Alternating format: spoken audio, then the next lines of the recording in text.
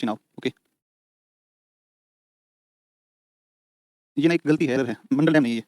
इसमें नोट्स में कर लेना, ठीक है। सो शाहपुर कांडी, शाहपुर कांडी है ये गलती से लिखा गया। मंडल डैम किस पर आएगा? उत्तरी कोयल पर। मंडल बांध कहाँ पर है? उत्तरी कोयल पर, झारखंड। उत्तरी कोयल पर है, उत्तरी कोयल, उत्तरी कोयल झारखंड, उत्तरी कोयल झारखंड, उत्तरी कोयल झारखंड, ठीक है ना? उत्तरी कोयल झारखंड, ठीक है ना? चलो अब हम शुरू करते हैं बेटा अपनी उस पर बातें स्टार्ट करते हैं, अपनी बातें स्टार्ट करते हैं, अपनी बातें स्टार्ट करते हैं। कहाँ से? यहाँ से शुरू करते हैं, यहाँ से, है ना? यहाँ से शुरू करते हैं, यहाँ से। यहाँ तक मैंने आपको कल बता दिया था ना। अब चिनाव से अपनी बातें शुरू करेंगे, चिनाव, ठीक है। चिनाव से अपनी बात शुरू करेंगे और चिनाव से देखो आप एक बार, चिनाव, चिनाव से मैं आपको बताऊंगा, तो चिनाव से आपको चीजें समझ में आएंगी। नहीं, झेलम से, ठीक है ना? झेलम से बातें स्टार्ट करेंगे। झेलम, चलो ये साफ नहीं दिख रहा है, मैं लिख देता हूँ, आपके पास में नोट्स में तो सब लिखा ही है। झेलम नदी का नाम है, झेलम, झेलम नदी, नदी का नाम है झेलम। पंचनद पढ़ रहे हैं, वैदिक नाम वितस्ता है कि नहीं? अब सुनो एक एक बात करके। आपने पढ़ा था पीछे बेटा, आपने पढ़ा था पीछे कि यहाँ पर आपका महान हिमालय है, ग्रेट हिमालय है, नीचे पीर पंजाल, ये आपका ग्रेट हिमालय, ये आपका ग्रेट हिमालय, ग्रेट हिमालय, ये ग्रेट हिमालय। और यहाँ पर आपका ये कौन सा है? पीर पंजाल, पीर पंजाल। ओके, ये कौन सा पीर पंजाल है? इस पीर पंजाल से निकलती है नदी आपकी, जिसका नाम है झेलम। इस तरीके से बहती है और झेलम फिर आके किसको ज्वाइन करती है? चिनाव को। ये चिनाव है, चिनाव है, चिनाव है। ये कौन है? झेलम है। और इसमें एक नदी आकर मिलती है, इसको बोलते हैं किशन गंगा, बोलते हैं किशन गंगा, बोलते हैं किशन गंगा, किशन गंगा, इसको बोलते हैं किशन गंगा, ठीक है, किशन गंगा बोलते हैं। ओके, सुनो बच्चा, ध्यान दो एक बार।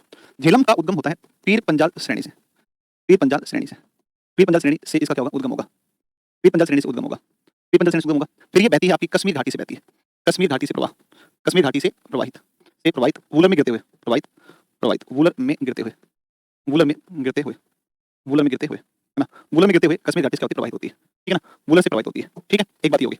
अब इसका उद्गम जो है ये शेषनाग झील के पास बेरीनाग झरने से माना जाता है। ये भी ध्यान रखना, शेषनाग झील के पास, झील के पास बेरीनाग झरने से, बेरीनाग झरने से, बेरीनाग झरने से, शेषनाग झील के पास बेरीनाग झरने से इसका उद्गम होता है, शेषनाग झील के पास बेरीनाग झरने से, ठीक है ना? तो हाँ सर, आज गूगल्स, अरे यार भाई बहुत पता है क्या हो रखा है ना कि हम दिन भर क्लास लेते हैं, तो इधर डिस्प्ले पर भी ये भी फोन ही मानो, ये बड़ा फोन है, ये बड़ा फोन है कि नहीं?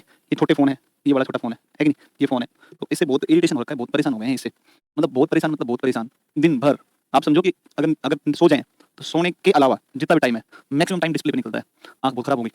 तो फिर मैंने चश्मा लिया, मतलब मैं लंबे समय से लगाता हूँ वैसे तो, लेकिन वैसा नहीं है, एंटी रिफ्लेक्शन होता है जिसमें ब्लू रेज पास नहीं होती है, तो फिर ये लिया ताकि रिलैक्स मिले। अब इससे थोड़ा सा आराम मिलता है, लाइट से आंख पड़ने लगती है ना? डॉक्टर ने मुझे, मैंने आँख दिखाई, इससे बहुत परेशानी हो रही थी, तो डॉक्टर ने कहा कि आप ये कुछ हो सकता है, कुछ नंबर भी होंगे हल्के फुल्के, 0.5 0.7 ऐसा कुछ है इसके नंबर भी, है ना? तो आँखें सेफ रहेंगे उन्होंने बताया मुझे। मैंने ठीक लगा, लेकिन क्या दिक्कत है, लगाता था पहले, लेकिन अजीब लगता है ना बहुत ही, ऐसा लगता है जैसे पता नहीं क्या ही कर रहे हैं अपने, आदत नहीं है, परेशान होता तब लगाता था। मैंने सोचा कि मैं इसको परमानेंट रखूँ ताकि बचा रह सकूँ ना इससे, डिस्प्ले से, लाइट से। वैसे तो मैं परमानेंट बचने वाला हूँ इन सब चीज़ों से 5-4 साल में, बस एक बार 5-7 साल काम कर लेते फिर परमानेंट खेती करेंगे, फिर इन सबसे दूर रह करके। चलो ठीक है, चलिए वो सब अलग बातें। तो शेषनाग झील के पास बेरीनाग झरने से निकलती है और फिर ये जो है आपकी कश्मीर घाटी से बहती है, वूलर झील में गिरते हुए फिर आगे चलती है, ठीक है ना? फिर ये पाकिस्तान में जाकर के जंग नामक स्थान पर, पाकिस्तान में जंग नामक स्थान पर किससे मिल जाती है? तो ये पाकिस्तान में जंग नामक स्थान पर, पाकिस्तान में जंग नामक स्थान पर, जंग नामक स्थान पर, जंग नामक स्थान पर किससे? चिनाव से मिलती है, चिनाव से, चिनाव से मिल जाती है, चिनाव से मिल जाती है, चिनाव से, जंग नामक स्थान पर चिनाव से मिल जाती है। ये जंग स्थान पर आपकी मिलती है किससे? चिनाव से, जंग, जंग नामक स्थान पर किससे मिलती है? चिनाव से मिलती है। ओके, जंग नामक स्थान से, जंग नामक स्थान पर चिनाव से मिल जाती है। अब इस पर जो प्रोजेक्ट है इसमें दो प्रोजेक्ट आएंगे, तो पीओके में इसके ऊपर आजाद पट्टन, आजाद पट्टन, और एक है कोहाला, आजाद पट्टन और कौन सी? कोहाला, कोहाला, और एक जम्मू कश्मीर में उरी व तुलबुल, उरी व तुलबुल, उरी व तुलबुल, दो प्रोजेक्ट इसके ऊपर है, आजाद पट्टन, कोहाला, उरी व तुलबुल, दो इसके ऊपर पीओके में, और जम्मू कश्मीर में प्रोजेक्ट आपके आ जाएंगे, प्रोजेक्ट आ जाएंगे आपके, ठीक है ना? जम्मू कश्मीर में और इसमें आ जाएंगे आपके प्रोजेक्ट। ओके, तो आजाद पट्टन, कोहाला, उरी और तुलबुल, ये प्रोजेक्ट इसके ऊपर आ जाएंगे। अब सुनो, झेलम की सहायक, झेलम की सहायक, लिद्दर भी इसकी सहायक, बड़ा इंपॉर्टेंट नाम है झेलम की सहायक। इसमें एक आपकी आती है लिद्दर और एक आपकी आती है जिसको बोलते हैं कौन सी? किशन गंगा, किशन गंगा, लिद्दर और कौन सा? किशन गंगा। किशन गंगा पाकिस्तान में नीलम कहते हैं, पाकिस्तान में नीलम, नीलम कहा जाता है, कहा जाता है, नीलम कहा जाता है। और जब दोनों मिल जाती हैं तो झेलम नीलम कहते हैं, झेलम नीलम, झेलम नीलम के नाम से जानते हैं। पाकिस्तान का सबसे बड़ा डैम इस पर, पाकिस्तान का सबसे बड़ा डैम, पाकिस्तान का सबसे बड़ा बांध, नहीं लिखा होगा, सबसे बड़ा बांध, इसका नाम है मंगला, मंगला बांध, नीलम पर स्थित है, नीलम यानी किशन गंगा पर स्थित है, पर स्थित है, नीलम पर स्थित है, नीलम पर स्थित है, नीलम पर स्थित आएगा, है ना? ये सब लिखवा दे तो अच्छा रहता है, मुझे पता है अच्छा रहता है, लेकिन 15-16 क्लास घंटे लगते हैं इसमें, अब ये 5 से 6 घंटे में निपटा लेंगे, है ना? तो इसलिए जो है आप इसको जो है नोट्स मिल गए ना आपको, आप पढ़ो ना आराम से, क्या दिक्कत है बताओ। अब झेलम के बाद में अपन पढ़ते हैं अगली, जिसका नाम है कौन सी? चिनाव। झेलम के बाद में कौन सी है? चिनाव, ठीक है ना? झेलम के बाद में कौन सी है? चिनाव, है ना? झेलम के बाद में चिनाव, ठीक है, ठीक है, चिनाव, चिनाव पर आप आओ, चिनाव नदी। चिनाव की तमाम जानकारियों को तुम लिख लेना, ठीक से मैं पहले बता दे रहा हूँ। चिनाव की जानकारियां महत्वपूर्ण इसलिए हैं भाई कि चिनाव नदी के ऊपर एक तो ब्रिज, दो चिनाव और इसकी एक सहायक नदी पर ब्रिज, है ना? और एक जो है ये चिनाव के जो डेटा इसमें सामने में लिखे हैं, ये तमाम आंकड़े वे हैं जो कि मैंने एनसीईआरटी से लिखा है। इनमें क्लास 11 के एनसीईआरटी में से बहुत सारी चीजें लिखी हुई है, ध्यान रखना, है ना? तो बहुत सारी जानकारी क्लास इसकी 11 की एनसीईआरटी से मैंने यहाँ पर लिखी है। सुन लो एक बार ध्यान से। चुनाव, चुनाव जो है चुनाव पर थोड़ा ध्यान दें। चुनाव, चुनाव पर अगर आप बात करोगे, चुनाव रिवर पर, तो चुनाव रिवर पर अगर आप बात करोगे, चुनाव रिवर पर अगर आप बात करोगे, तो सुनो एक बार। एक दर्रा पड़ता है हिमाचल प्रदेश में, चतुर्भुज कुमार एक ही बच्चा है, ये लिख रहा है कॉन्फिडेंस जमीन में घुस गया है, कुछ भी सही नहीं हो रहा, ना क्लास ना सिलेबस। बहुत मार बहुत लगेगी, बता दे रहा हूँ मैं पहले बता रहा हूँ। तुम पहली बार तैयारी कर रहा है भाई, तू, मैं सही बता रहा हूँ तुम्हें। और तुम how can we expected as ADO in 3 months, आप अपने आप को 3 महीने के अंदर ही उम्मीद करके बैठे 3 महीना तुम आए और बस शक से आए, हवा की तरह आए, तूफान की तरह अधिकारी बनकर निकल गए। बहुत बच्चे मेहनत कर रहे हैं, स्ट्रगल कर रहे हैं, मेहनत नहीं स्ट्रगल कर रहे हैं, स्ट्रगल कर रहे हैं। और यहाँ पटना इधर ऑफलाइन में आके देखो कैसे भीड़ ऊपर नीचे पड़ती है। बावला है क्या? कुछ भी नहीं बोला जाता बेटा, पढ़ना पड़ता है। और हम तो प्रॉपर पढ़ा रहे हैं, प्रॉपर पढ़ा रहे हैं, क्लास निकाल के देखो। मैं तो आपको बार बार कह रहा हूँ कि मैं तो ओपनली बोलता हूँ इस बात को कि जितना टाइम ली विदाउट लेट हुए, बिना क्लास में कभी भी देरी नहीं करता हूँ। मेरे लेवल पर एडीओ में आज तक कभी देरी नहीं हुई है। बाकी क्लास में कर जाते हैं आलस, ठीक है 5-7 मिनट हो भी जाता है। तुम्हारी क्लास में मैं अपने लेवल पर 1 मिनट लेट नहीं करता हूँ, हमेशा बिल्कुल एक्जैक्टली टाइम पढ़ाना। आपके 45 चैप्टर्स मैंने पढ़ा दिए हैं, 45 मतलब क्लासेस मैंने ज्वाइन की हैं, मतलब ली हैं। मैथ्स आशु सर 41 लेक्चर पढ़ाए हैं, रीजनिंग मनीष सर 35 लेक्चर पढ़ाए हैं, जितेंद्र सोनी सर 50 लेक्चर्स पढ़ाए हैं, इंग्लिश आशुतोष सर 41 लेक्चर हो गए हैं, करंट अफेयर्स के सर 33 सेशंस ले चुके हैं, Bihar special Jaswant sir 12 class ले चुके हैं, history sir tsunami sir 31 lecture, Bharat sir भाई साहब 8 लेक्चर, कान पे लगेगी। कितना प्रॉपर क्लास चली तुम्हारी, सारे टीचर्स बिल्कुल अच्छे 40-30 लेक्चर ले चुके हैं, 30-40 के बीच में सारे लेक्चर। कितना सिलेबस तुम्हारा खींच गया है, तुम ऐसे कुछ भी लिखोगे। अजीब बच्चे हो, कितना शिद्दत से पढ़ा रहे हैं, कितनी सारी चीजें मुझे पता है, इसमें टाइम लगेगा, मैंने पीपीटी का उपयोग कर लिया, ठीक है करूंगा पीपीटी को 1-2 लेक्चर में कर लूंगा जहां मुझे लगेगा। कितना मेहनत से तुम्हें पढ़ा दे रहे हैं, तुम्हें जो ना कोई फर्क ही नहीं पड़ता इस चीज से, हैं? अभी पूछ मैं खराब क्या फालतू का। इतना मेहनत हम अपने लेवल पर कोई कमी नहीं छोड़ेंगे, डे 1 हम पहले कह चुके हैं, ठीक है ना, हम अपने लेवल पर कोई कमी नहीं छोड़ेंगे। What about science and polity, दिमाग मत खराब करो फालतू का। इतनी क्लास चला रहे हैं तुम्हारी, इतने सारा पढ़ाने लग रहे हैं भाई, इतना सारा पढ़ा, इतने टीचर्स तुम्हें पढ़ा रहे हैं। अब एक चीज बताओ, ऐसा तो है नहीं हम बावले हैं, अरे भाई तुम्हारा साइंस पॉलिटी छोड़ देंगे बाकी सब करवा दें, हो जाएगा वो भी, क्या मतलब बेवकूफ की तरह कुछ भी बोलते रहते हो। मतलब सारे सब्जेक्ट एक दिन चला दें, एक दिन में 12-13-14 घंटे क्लास लगा दें, 14 विषय हैं, 14 क्लास एक साथ लगा देते हैं, लेक्चर चलन तो भाई सिलेबस हो जाएगा 2 महीने में कंप्लीट। इतने सारे सब्जेक्ट पढ़ा रहे, कितनी सारी क्लासेस पढ़ा दी, सिलेबस इतना हमने खिंचवा दिया, लेकिन ना जग रहते तुम्हें तो दिमाग मत खराब कर फालतू में। इतना मेहनत कर रहे हैं तुम्हारे साथ, ये तुम्हारा रिस्पॉन्स है। और ये पूछ इतना मतलब इतना पढ़ाने के बाद भी इतना ये रिस्पॉन्स हो गया, बोलने का तो क्या बताऊं, बोलने का बस याद करो, रिवीजन रिवीजन रिवीजन। सुनो चुनाव ना 12 लेक्चर पड़ता है, 12 लेक्चर पड़ता है, 12 लेक्चर। मेरे दिमाग में खराब नहीं, सच में दिमाग खराब नहीं होता है, दया आती तुम पे, दया आती है, दुर्भाग्य। अरे मेरे भाई यार अंकल करंट अपडेट करते हैं, क्या करें बताओ, हमारी गलती है कि इसमें चंद्रभागा, दोनों केलांग के निकट तांडी चंद्रभागा, हिमाचल प्रदेश में इसका नाम होता है चंद्रभागा, ठीक है ना, हिमाचल प्रदेश में चंद्रभागा कहलाती है, ठीक है ना, चंद्रभागा। और ये मैं केलांग के निकट तांडी, ये जो मैं सब यूज कर रहा हूँ 11 के एनसीईआरटी लिखा हुआ है, तो वहां से आप देख लेना भली। तो चंद्रभागा जो है उस ये कहलाती है। अब चंद्रभागा कहलाती है, फिर ये जम्मू कश्मीर जाएगी। जम्मू कश्मीर में फिर इसका नाम पड़ता है चिनाब। इस पर परियोजनाएं सलाल दुलहस्ती बगलीहार किश्तवाड़, सलाल है दुलहस्ती है बगलीहार है किश्तवाड़ है, सलाल दुलहस्ती बगलीहार किश्तवाड़, ये परियोजना इसके ऊपर स्थित है। 1180 किलोमीटर भारत में इसकी लंबाई, एनसीईआरटी में लिखा हुआ है कि पाकिस्तान में प्रवेश करने से पहले इसकी लंबाई भारत में कुल कितनी 1180 है, ठीक है ना। तो ये वाला डेटा आपको ध्यान रखना, एनसीईआरटी में लंबाई के संदर्भ में दिया हुआ है, ठीक है। तो ये चिनाब नदी है, और चिनाब नदी पंचनदी पहले बता चुका हूं, मुख्य नदी, क्योंकि झेलम भी इसी में मिलती है, रावी भी इसी में मिलती है, सतलज भी इसी में मिलती है ना। तो ये अरे तो कोई बात नहीं, मैं सच में कसम से गुस्सा नहीं होता हूं, अरे नहीं होता हूं, मुझे क्यों गुस्सा नहीं होता भाई, मैं क्यों गुस्सा हूं? यहाँ से मैंने आंकड़ा लिया है, ये वाला देखो, मैंने यहाँ से आंकड़ा लिया है और इसकी लंबाई है, देखो चिनाब और अंजी रेल पुल नदी से 359 मीटर की ऊंचाई पर स्थित वास्तुकला का अद्भुत नमूना चिनाब रेल पुल, दुनिया का सबसे ऊंचा रेलवे आर्च ब्रिज है, 1315 मीटर लंबा स्टील आर्च ब्रिज है, जिसे भूकंपीय और तेज हवाओं का सामना करने के लिए डिजाइन किया गया है, ठीक है ना। तो ये है। और अंजी ब्रिज जो है भारत का पहला केबल स्टील रेल ब्रिज है, जो चुनौतीपूर्ण भूभाग में राष्ट्र की सेवा करेगा। मैंने ये यहाँ पर जो इन दोनों पुलों के बारे में जो थी जानकारी, इसको मैंने यहाँ पर अपनी भाषा में लिख दिया है और समझा दिया है। विश्व का सर्वोच्च स्टील से निर्मित आर्च पुल है, आर्च ब्रिज है, चिनाब की सहायक नदी पर स्थित अंजी खाद ब्रिज देश का सबसे पहला देश का पहला केबल स्टील रेल पुल है। तो ये सब जानकारियां वहाँ पर जो आपका क्या कहते हैं पीआईबी जो होता है, पीआईबी का जो पीएमओ जो था ना, पीएमओ जो रिलीज किया उसकी जानकारी मैंने इसमें अपडेट कर दी है ना। तो ये है, इनको याद रखना। चिनाब के बाद आती है रावी, चिनाब के बाद कौन आती है? रावी आती है। चिनाब के बाद आती है कौन सी? रावी, ठीक है ना, रावी, ठीक है। तो चिनाब के बाद आती है कौन सी? रावी आती है, ओके। रावी सुनो भाई, रावी ये रैसे रावी रैसे रोहतांग, तो रोहतांग दर्रा हिमाचल प्रदेश में पड़ता है। अभी मुझे क्लास हो जाने दे। तो ये जो है ना, ये वाला जो आपका है, ये वाला इस पर आप थोड़ा फोकस करो। रावी नदी रोहतांग दर्रा जो है, उस रोहतांग दर्रे के नजदीक से उद्गम होता है रावी का। रोहतांग के नजदीक से रावी का क्या होता है? उद्गम होता है, निकलती है, ठीक है। तो ये ध्यान रखना, समझे बात को। रोहतांग दर्रा हिमाचल प्रदेश से उद्गम होगा। इसके बाद ये कहाँ पर जाएगी? पंजाब जाती है, पंजाब के बाद में जाती है पाकिस्तान में जाकर के, नहीं पाकिस्तान में नहीं जाती है, पंजाब में जाती है, हाँ, और फिर पाकिस्तान में जाकर, हाँ पाकिस्तान जाती है, इसके बाद पाकिस्तान। और पाकिस्तान में किसान पड़ता है, पाकिस्तान में किसान पड़ता है, इसको बोलते हैं सिंधु सराय। और सिंधु सराय में ये सिंधु सराय में चिनाब से मिलती है, चिनाब से मिलन, सिंधु सराय में चिनाब से क्या होता है? इसका मिलन होता है। पाकिस्तान में देखो ये निकलती है रोहतांग दर्रे से हिमाचल प्रदेश, फिर पंजाब, फिर पाकिस्तान, और सिंधु सराय स्थान पर ये इसका चिनाब से क्या होता है? मिलन होता है, ठीक है ना। सिंधु सराय में चिनाब से क्या होता है? मिलन होता है, ठीक है ना। सिंधु सराय में चिनाब से मिलन होता है, समझे बात को। अब सुनो, ये एक स्थान पर जाती है, इसके एक स्थान का नाम है थीन स्थान है, पंजाब में थीन स्थान कहाँ पर पड़ता है? पंजाब। थीन स्थान कहाँ पर पड़ता है? पंजाब। यहाँ पर एक पुल, इसके ऊपर बांध बना हुआ है, इसका नाम है रणजीत सागर बांध, रणजीत सागर बांध। और रणजीत सागर जो बांध है ये थीन स्थान पर पंजाब में, इसलिए इसको रणजीत सागर बांध को थीन बांध भी कह देते हैं, ठीक है ना। इसके ऊपर हिमाचल प्रदेश में एक परियोजना है, इसका नाम है चमेरा। कौन सी है? चमेरा प्रोजेक्ट है, चमेरा प्रोजेक्ट कहाँ पर? हिमाचल प्रदेश के अंदर, हिमाचल प्रदेश में चमेरा प्रोजेक्ट है। हिमाचल प्रदेश में कौन सा है? चमेरा आएगा। देखो रावी के किनारे पाकिस्तान में 2 नगर हैं, एक का नाम है लाहौर, है ना, और एक ये दोनों किसके किनारे हैं? लाहौर हड़प्पा के किनारे, रावी के किनारे, बेटा मैंने बना रखा है ना, बना रखा है। उद्गम होता है व्यास कुंड, क्या होगा? उद्गम होगा, तो इस व्यास कुंड हिमाचल की और काफी गोद का निर्माण करती है और ये पंजाब में तलवाड़ा स्थान पर मैदानों में के और फिर आगे बढ़ी। इसके ऊपर एक डैम है जिसको बोलते हैं पोंग बांध है हिमाचल प्रदेश। पोंग बांध से निकल करके और फिर निकली व्यासकुंड से। तुम्हें डायग्राम देखो बेटा, ये बड़ा इंपॉर्टेंट डायग्राम ये वाला देखो। ये तुम्हारी यहाँ से निकली व्यासकुंड से, फिर ये धौलाधार श्रेणी को इसने काटा, धौलाधार श्रेणी को काट करके और फिर आगे बढ़ी। इसके ऊपर एक डैम है जिसको बोलते हैं पोंग बांध है हिमाचल प्रदेश।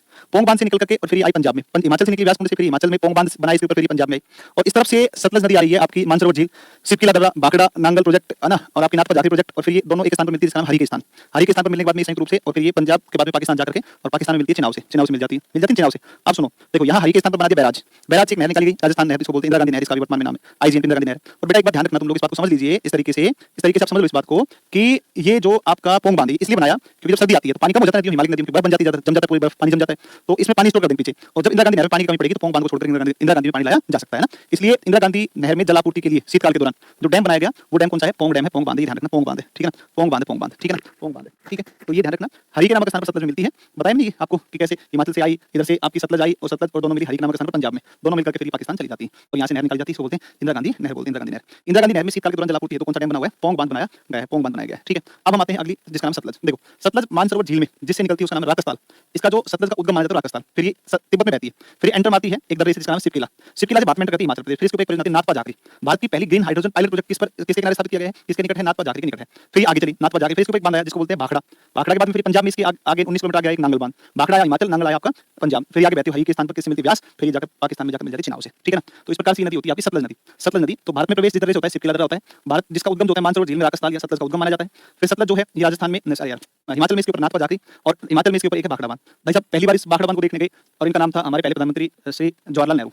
और बेटा जवाहरलाल नेहरू जब देखने गए तो नेहरू जी को देख के चक्कर आ गया, तो इतना बाप रे बाप इतना बड़ा बांध, और इसको कह दिया चमत्कारी विराट वस्तु। देखो चमत्कारी विराट वस्तु भाखड़ा बांध को किसने कहा? पंडित जवाहरलाल नेहरू ने कहा, ठीक है ना। और जो बहुउद्देशीय नदी घाटी परियोजना है इनको आधुनिक भारत के मंदिर की संज्ञा पंडित नेहरू के द्वारा दी गई थी, ठीक है ना, पंडित नेहरू ने संज्ञा दी थी, ठीक है ना। तो ये भाखड़ा बांध आपका आ जाएगा। भाखड़ा बांध के वेग को रोकने के लिए, पानी के वेग को रोकने के लिए कौन बना था? नांगल बांध। की भाई जो भाखड़ा टूट गया ना तो पूरा पंजाब हरियाणा और दिल्ली को ले डूबेगा। ये बड़ा मतलब बहुत बड़ा बांध है ना, भारत का सबसे ऊंचा गुरुत्वीय dam, highest gravity dam of India कौन सा है? भाखड़ा डैम, भाखड़ा बांध है। तो देखो मानसरोवर झील में राकसताल से निकलकर सिपकिला दर्रे के मध्य से भारत में प्रवेश करती है, पंजाब से पाई होती है, पाकिस्तान चिनाब से मिल जाती है। इस भाखड़ा नांगल परियोजना नाथपा जो जास्कर इससे निकलती है, जास्कर नदी, जास्कर श्रेणी से निकलती है, आपको ध्यान रख लेना है, ये भी ध्यान रख लेना है। अब सिंधु में मिलने वाली कुछ अन्य सहायक नदियां कौन-कौन सी हैं? सिंधु से मिलने वाली कुछ अन्य सहायक नदियां कौन-कौन सी? देखो यहाँ से आप जब इसको देखते हो सिंधु से तो यहाँ सिंधु में चलते हो तो यहाँ से देखो ऊपर लद्दाख नीचे जास्कर, तो देखो आप इसमें एक श्रेणी जो जास्कर इससे निकलती है, जास्कर नदी, जास्कर श्रेणी से निकलती है, जास्कर श्रेणी और जास्कर श्रेणी से निकलती है आपकी जास्कर नदी, तो जास्कर मिलती है। इसमें एक नदी मिलती है इसका नाम श्योक, कौन सी मिलती है? श्योक। और श्योक मिलती है नुब्रा, नुब्रा जहाँ से निकलती है सियाचिन ग्लेशियर, तो सियाचिन ग्लेशियर जब पिघलता है तो सियाचिन ग्लेशियर जो है नुब्रा नदी से क्या होती है? उद्गमित होती है। कई बार प्रश्न आता है सियाचिन ग्लेशियर, तो ये नुब्रा की जो घाटी है, नुब्रा नदी घाटी, इसके उत्तर में स्थित ग्लेशियर कौन सा? सियाचिन ग्लेशियर, ठीक है ना। फिर आगे चलती है, आगे इसमें नदी आकर मिलती है स्वात, मिलती है जो काबुल में मिलती है, हिंदू कुश पर्वत से निकलती है काबुल, काबुल में मिलती है स्वात। स्वात नदी की जो घाटी है इसको पाकिस्तान का स्वर्ग कहते हैं, पाकिस्तान का स्वर्ग कहते हैं। एक नदी जिसको बोलते हैं गोमल, गोमल में मिलती है झोप, गोमल को मिलती है झोप, ये भी सहायक नदी है। स्वात घाटी को पाकिस्तान का स्वर्ग कहा जाता है। काबुल की सहायक मैदान एक नदी है, काबुल से कौन सी मैदान, इसके ऊपर कौन सा डैम प्रस्तावित है? सहतूत बांध प्रस्तावित है, सहतूत डैम प्रस्तावित है, ठीक है।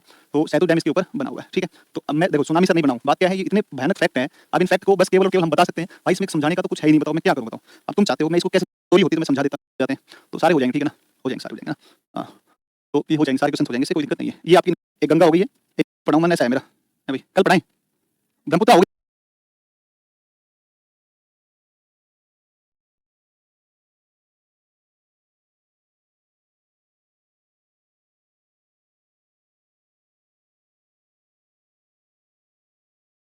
बता देते हो, मैं वेबसाइट बता देते हो मैं, है ना। तो एक इसको बोलते हैं विंध्याचल, इसको बोलते हैं कौन सा? सतपुड़ा, सतपुड़ा पर्वत मिलता है, सतपुड़ा पर्वत, सतपुड़ा है। और ये यहाँ से तुम्हारा ये जो है ये वाला बोलते हैं अरावली, ये बोलते हैं अरावली, ये अरावली, ये खंबात की खाड़ी पड़ती है, खंबात की खाड़ी, कच्छ की खाड़ी, और ये यहाँ पे कच्छ का रन है, ये कच्छ का रन, कच्छ का रन देखो। ये देखो आप एक बार यहाँ से, ये होगा अरावली,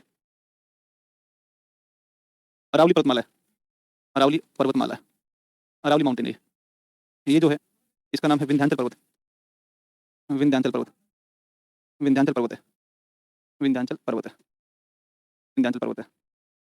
ये जो है ये सतपुड़ा पर्वत है, सतपुड़ा पर्वत है, ये सतपुड़ा पर्वत है, सतपुड़ा पर्वत है, ठीक है ना। और यहाँ से आपकी नदियाँ आप जब चलोगे तो कौन सी नदी आएगी यहाँ से? तो यहाँ से एक चोटी पड़ती है, इसका नाम है नाग पहाड़, स्नेक हिल। इस चोटी का नाम है नाग पहाड़, इसका नाम है स्नेक हिल है, स्नेक हिल है, नाग पहाड़ है बेटा, सुनना, नाग पहाड़ चोटी। अरे वही चल रहा है ना, सिंधु गंगा ब्रह्मपुत्र हो गई थी तीन नदियाँ, स्नेक हिल है, नाग पहाड़ है, ठीक है ना। और मेरे भाई यहाँ से एक झील पड़ती है नाग पहाड़ चोटी निकल, उसको बोलते हैं आना सागर, ठीक है ना। और यहाँ से नदी निकलती है और इसमें आकर गिरती है, इस नदी को बोलते हैं लूणी, इसको बोलते हैं लूणी। इसका नाम है लूणी नदी।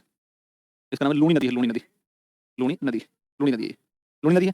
और यहाँ से एक नदी आपकी निकलती है, ये यहाँ पे निकलती है खंबात की खाड़ी, खंबात की खाड़ी, खंबात की खाड़ी, gulf of Cambay, gulf of Cambay, gulf of Cambay, Khambhat की खाड़ी।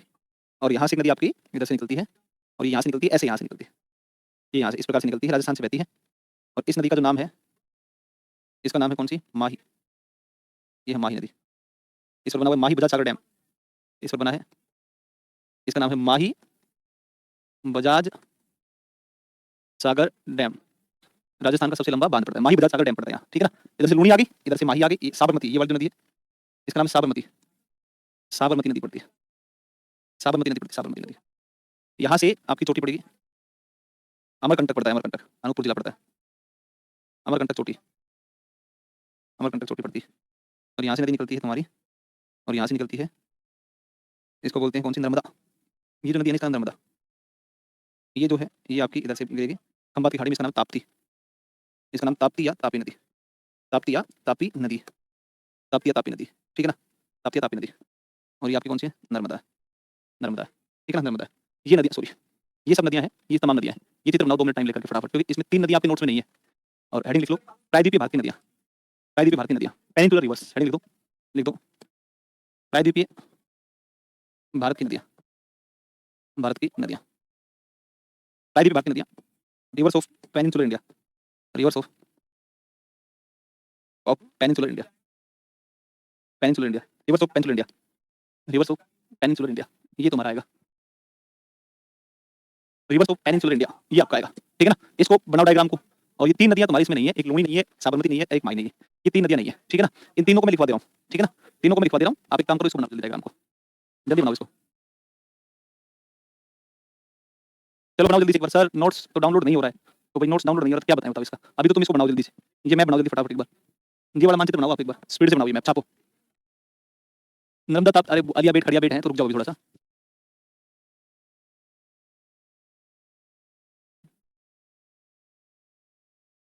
लूणी नदी मध्य अरावली में,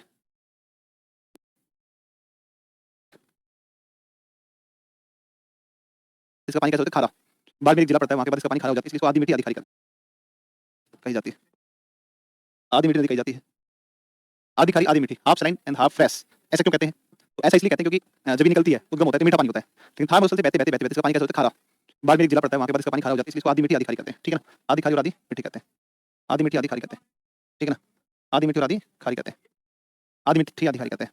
देखो इसकी सहायक नदियों में, देखो इसकी सहायक नदियों में, इसकी सहायक नदियों में लीलड़ी, मीठड़ी, सुकड़ी, बांडी, खारी, जोजरी, जोजड़ी, है ना, सागी, सगाई, जवाई है, ये सब सहायक है इसकी। हाँ जोजरी, इसको ध्यान रखना, और जवाई, जोजरी और जवाई। सर एकदम टी बना के पढ़ा रहे हैं, मतलब कैसे बना रहा हूँ सर, हमसे मैप नहीं बनता है, मत बनाओ मैप, कोई जरूरी थोड़ी मैं बनाना, यहाँ बोर्ड वोर्ड सब फर्स्ट क्लास दिख रहा है। 3 नदियाँ नहीं तुम्हारे पास, बाकी सारी नदियाँ तुम्हारे पास में डायग्राम है, ही और एक साबरमती। 3 नदियाँ नहीं तुम्हारे पास, बाकी सारी नदियाँ तुम्हारे पास में डायग्राम है। तो कहा कि सारी नदियों के नोट्स आपके पास में है, खाली इन 3 नदियों को छोड़ करके, लूणी, माही और एक साबरमती, 3 नदियाँ नहीं तुम्हारे पास, बाकी सारी नदियाँ तुम्हारे पास में डायग्राम है।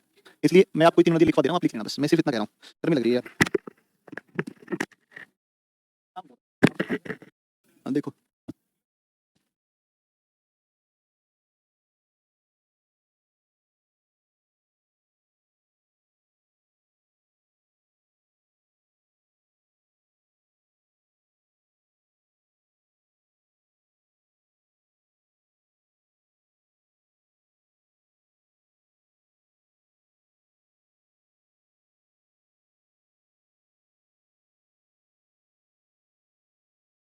तो ठीक है, ये नाम है नदियों के ना, ये सब यहाँ तक हो गया था। इसमें अपन ये कह रहे थे कि इधर से ये साउथ अरावली, दक्षिण अरावली, यहाँ ये दक्षिण अरावली, ये मिडिल अरावली और ये उत्तर अरावली। तो साबरमती जो है, साबरमती, ये साबरमती साउथ अरावली में जिला पड़ता है, उदयपुर यहाँ से निकलती है, दक्षिण में बहती है, खंबात खड़ी में गिरती है, यही मैं लिखवा रहा हूँ आपको यहाँ पर, दक्षिण की ओर गुजरात में प्रवाहित होती हुई, गुजरात में प्रवाहित होते हुए, प्रवाहित होते हुए, होते हुए, गुजरात में प्रवाहित होते हुए, और कहाँ गिरती है, खंबात की खाड़ी में गिर जाती है, खंबात की खाड़ी में गिर जाती है, खंबात की खाड़ी में गिर जाती है, खंबात की खाड़ी में गिर जाती है, खंबात की खाड़ी में गिर जाती है, खंबात की खाड़ी में गिर जाती है, ठीक है ना। ये इसमें आप देखना, अच्छा प्रश्न है ये वाला। इसके किनारे, इसके किनारे, इसके किनारे गुजरात का सबसे बड़ा नगर अहमदाबाद, गुजरात का सबसे बड़ा नगर अहमदाबाद तथा सबसे बड़ा नगर अहमदाबाद, अहमदाबाद, अहमदाबाद तथा तथा राजधानी, राजधानी गांधीनगर स्थित है, राजधानी गांधीनगर स्थित है, गांधीनगर स्थित है, राजधानी गांधीनगर स्थित है, कैपिटल गांधीनगर है। और गुजरात का सबसे बड़ा नगर कौन सा है? अहमदाबाद। अहमदाबाद गांधीनगर दोनों ही इसके किनारे स्थित आएंगे, ठीक है ना। ये इसके किनारे आएंगे, ठीक है ना। फिर देखो आप नेक्स्ट अगली नदी है कौन सी? माही। हेडिंग देखिए माही नदी, अगली नदी है माही नदी, माही नदी मध्य प्रदेश में विंध्याचल से निकलती है, उल्टे यू आकार में बहती है। जैसे यहाँ से आप अगर एक मैप बनाओ तो ये इधर राजस्थान है, विंध्याचल, विंध्याचल,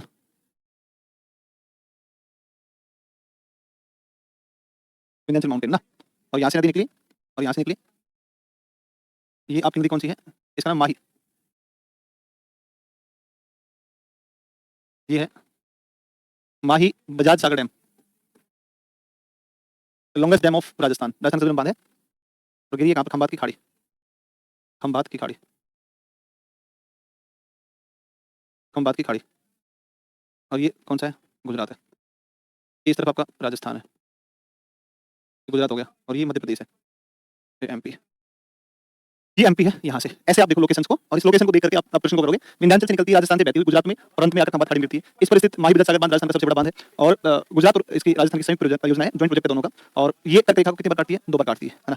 तो आप लिखो इसमें, लिख दो इसमें, लिखो विंध्याचल से निकलकर, विंध्याचल से उद्गमित होकर, विंध्याचल पर्वत से उद्गमित होकर, उद्गमित होकर, विंध्याचल पर्वत से उद्गमित होकर राजस्थान से प्रवाहित होते हुए, से प्रवाहित होते हुए, होते हुए गुजरात में जाती है, गुजरात में जाती है तथा अंतिम रूप से, अंतिम रूप से खंबात की खाड़ी में गिरती है, खंबात की खाड़ी में गिरती है, खंबात की खाड़ी में गिरती है, खंबात खाड़ी में गिरती है। सुनो, उल्टे यू आकार में बहने वाली नदी, उल्टे यू आकार में, आकार में प्रवाहित होने वाली नदी है, उल्टे यू आकार में प्रवाहित होने वाली नदी,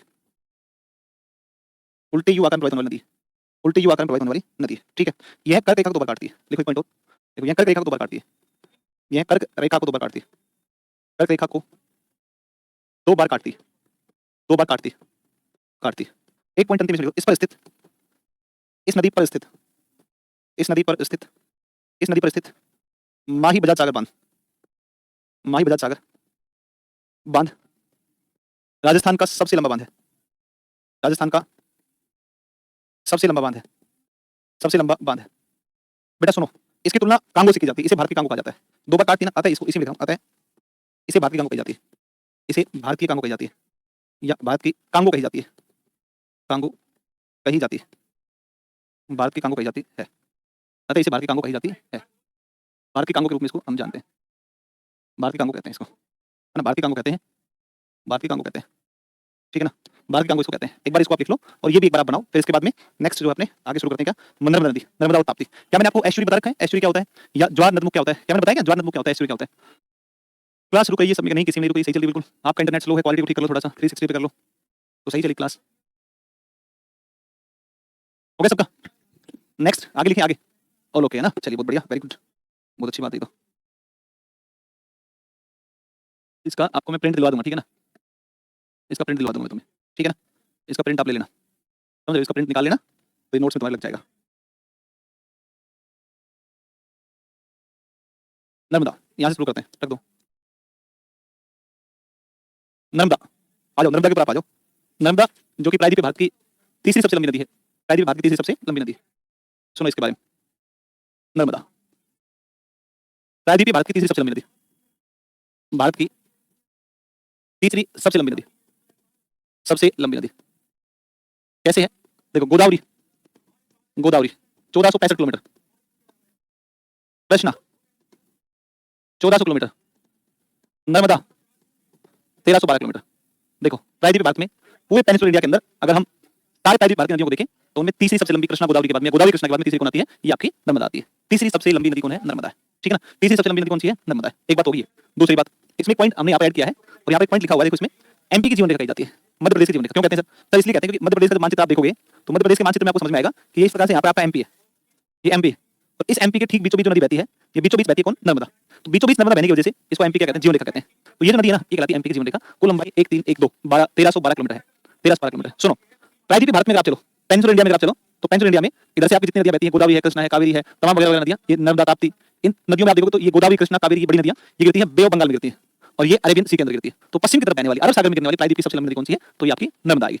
पश्चिम की ओर बहकर अरब सागर में गिरने वाली प्रायद्वीप की सबसे लंबी नदी, पूरे प्रायद्वीप कहां गिरती है, कहां से निकली छोड़ दो, प्रायद्वीप का नाम तीसरी है नर्मदा, लेकिन पश्चिम की तरफ बहने वाली कृष्णा गोदावरी पूर्व की तरफ बहती है और बंगाल की खाड़ी में गिरती है, ये पश्चिम की तरफ बहती है और अरब सागर में गिरती है। ऐसी सबसे लंबी प्रायद्वीप कौन सी है? तो ये आपकी है, यही वाली है जिसका नाम नर्मदा।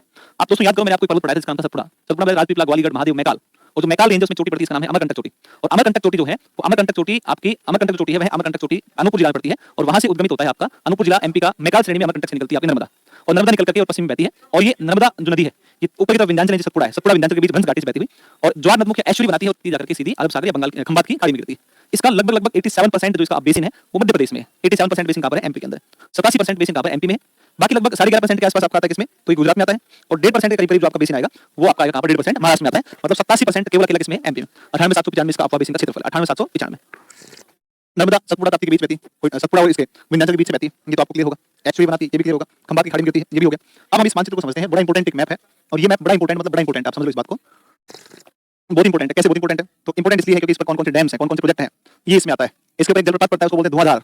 कौन सा वाटरफॉल है? वो धुआंधार वाटरफॉल है, धुआंधार जलप्रपात है, धुआंधार।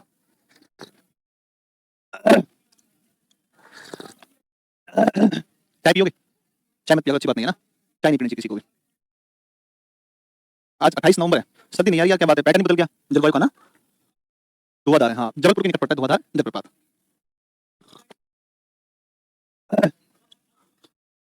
यस यस यस, अच्छा सारे पिएंगे, वेरी गुड। पहले नहीं बोला, मैं पी ली है ना। अब देखो इसमें आओ, इधर आओ, ध्यान दो। अब आओ, देखो यहाँ से निकली अमरकंटक चोटी से निकली, अमरकंटक से निकलते हुए आगे चली, एक गांव पहुंची, उस गांव का नाम है बरगी गांव। और जो बरगी गांव पता है, बरगी गांव, उसमें इसके ऊपर एक डैम बनाया हुआ है, और ये डैम कौन सा? बरगी डैम, बरगी डैम है। अब इसके ऊपर पहला बांध है जिसको बोलते हैं बरगी बांध है। पहला बांध है कौन सा? बरगी बांध है। बरगी बांध से आगे चले तो इसके किनारे एक शहर है जिसका नाम जबलपुर। जबलपुर के निकट एक पहाड़ियां हैं, उनको बोलते हैं भेड़ा घाट की पहाड़ियां, भेड़ा घाट की पहाड़ियां, संगमरमर की चट्टानें, भेड़ा घाट की पहाड़ियां, संगमरमर की चट्टानें, संगमरमर की चट्टानें, लिख लेना नोट्स में लिखा है तो। संगमरमर यानी कि जिसको बोलते हैं सफेद मार्बल, सफेद मार्बल की चट्टानें यहाँ पर मिलती हैं। सफेद मार्बल की चट्टानें यहाँ पर, सफेद मार्बल की चट्टानें यहाँ पर, संगमरमर की चट्टानें। और यहाँ से इन भेड़ाघाट की पहाड़ियों से पानी गिरता है, तो पानी जब गिरता है ना, तो पानी जब गिरता है ऊपर से, तो पानी उछलता है तो ऐसा लगता है धुआं उड़ रहा हो, और ऊपर से सफेद सफेद की चट्टानें, कैसी मार्बल की चट्टानें। इसलिए आप देखोगे कि भेड़ाघाट की पहाड़ियों में एक जलप्रपात बना हुआ है जिसका नाम है कौन सा? धुआंधार जलप्रपात, धुएं के समान दिखाई देता है, जबलपुर के निकट है। आगे चलेगी, इसमें नदी मिलती है बरना, एक मिलती है तवा, बरना तवा के बाद में आगे चलती है, इसके ऊपर एक डैम आता है, इसको बोलते हैं इंदिरा सागर। इंदिरा गांधी नहर परियोजना अलग है, व्यास सतलज से लागे हरी के बैराज पंजाब, और इंदिरा सागर नर्मदा के ऊपर है, इंदिरा सागर नर्मदा पर। फिर इसके ऊपर एक डैम पड़ता है जिसका नाम पुनासा डैम पड़ता है। आगे चलते इसके ऊपर ओमकारेश्वर पड़ता है, ओमकारेश्वर बहुत इंपॉर्टेंट है, एमपी में ही सारा, पूरा एमपी में, गुजरात में तो यहाँ आएगी लास्ट में, ठीक है ना। फिर इसके ऊपर ओमकारेश्वर है, ओमकारेश्वर से आगे चलते हैं, तो आगे चलते चलते ऊपर विंध्याचल नीचे सतपुड़ा, आगे चलते चलते इसमें नदी मिलती है, इसका नाम है हरन। और हरन नदी मिलने से पहले इसके ऊपर है जिसको बोलते हैं सरदार सरोवर बांध, 200 मीटर लंबा है सरदार सरोवर बांध। पहले प्रधानमंत्री ने नियुक्त की, वर्तमान प्रधानमंत्री ने 17 सितंबर 2017 को इसका उद्घाटन किया। आप समझो, पहले प्रधानमंत्री से इस प्रधानमंत्री ने उद्घाटन किया। और यहाँ पर आप देखोगे सरदार सरोवर परियोजना इसके ऊपर स्थित है, और जो सरदार सरोवर परियोजना, सरदार सरोवर परियोजना इस सरदार सरोवर बांध के ठीक आगे यहाँ पर पड़ता है गुजरात का केवड़िया। गुजरात में कौन पड़ता है? केवड़िया, केवड़िया। गुजरात के केवड़िया के अंदर, केवड़िया जो पड़ता है गुजरात के केवड़िया में आप देखोगे तो गुजरात केवड़िया है, और यहाँ पर एक द्वीप पड़ता है इसके किनारे, इसका नाम है साधु बेट, साधु बेट द्वीप है। इसमें जो है statue of unity, Sardar Patel की जो प्रतिमा है वो यहाँ पर स्थापित की गई है गुजरात के केवड़िया के अंदर। आगे चलोगे भाई साहब, आगे क्या आएगा? फिर आगे आपका डैम बनाएगा, इसका नाम भैरोज डैम। जब हाई टाइड का टाइम होता है तो अरब सागर का पानी, खंबात की खाड़ी का खारा पानी, लवणीय जल नर्मदा नदी के अंदर, नर्मदा नदी में 27 किलोमीटर अंदर चला जाता है, इतना पानी अंदर जाता है, केवड़िया स्थान का नाम है। और 27 किलोमीटर अंदर जाता है तो अंदर के पानी को क्या करता था? खारा कर देता था। इस लवणता को रोकने के लिए यहाँ पर डैम बना दिया जिसका नाम भैरोज, ताकि जब हाई टाइड का टाइम आए तो हाई टाइड के टाइम पर ये बांध इस पानी को अंदर घुसने से रोक सके। इसलिए यहाँ पर भैरोज डैम बनाया। इसलिए हमने लिखा है कि नर्मदा की लवणता को कम करने के लिए निर्माण किया गया कौन सा? भैरोज बांध है। आगे मेरी बात समझ में, अब आगे देखो इसमें कुछ बातें और लिखी हैं नर्मदा के बारे में। सरदार सरोवर परियोजना की 1966 में पंडित नेहरू जी द्वारा की गई उद्घाटन 17 सितंबर 2017 को प्रधानमंत्री मोदी द्वारा किया गया। 200 मीटर लंबा है, 138 मीटर ऊंचा बांध है। अब सुनो आप एक बार बेटा, ध्यान दो। देखो गुजरात के साथ कौन कौन लगता है? जो गुजरात के उत्तर में लगता है वो राजस्थान है, पूर्व में लगता है वो एमपी है, दक्षिण पूर्व में लगता है वो महाराष्ट्र है। और ये चारों ही राज्य इस परियोजना से क्या होंगे? लाभान्वित होंगे। गुजरात भी लाभान्वित, राजस्थान भी, एमपी भी और महाराष्ट्र भी। मेधा पाटकर ने एक आंदोलन चलाया, नर्मदा बचाओ आंदोलन। और नर्मदा बचाओ जो आंदोलन चलाया था, उस नर्मदा बचाओ आंदोलन के अंतर्गत आप जब देखते हो तो नर्मदा बचाओ आंदोलन 1985 में चलाया गया और मेधा पाटकर इसका प्रणेता रही है। और ये एक पॉइंट को ध्यान रखना कि सरदार सरोवर बांध से आगे गुजरात के केवड़िया में साधु द्वीप पर सरदार पटेल की प्रतिमा स्टैच्यू ऑफ यूनिटी स्थापित किया गया है। ये तमाम बातें आप ध्यान रखिएगा और फिर आगे आपको बताएंगे अगली क्लास के अंदर, नेक्स्ट क्लास में फिर आपको बताएंगे ताप्ती नदी के बारे में, भगवान सूर्य की पुत्री के संदर्भ में बताएंगे, ठीक है ना। कोई दिक्कत नहीं, कल से पढ़ते हैं। कल की क्लास एक्जैक्टली ठीक 9 बजे, मतलब 9 बजे स्टार्ट हो जाएगी और ठीक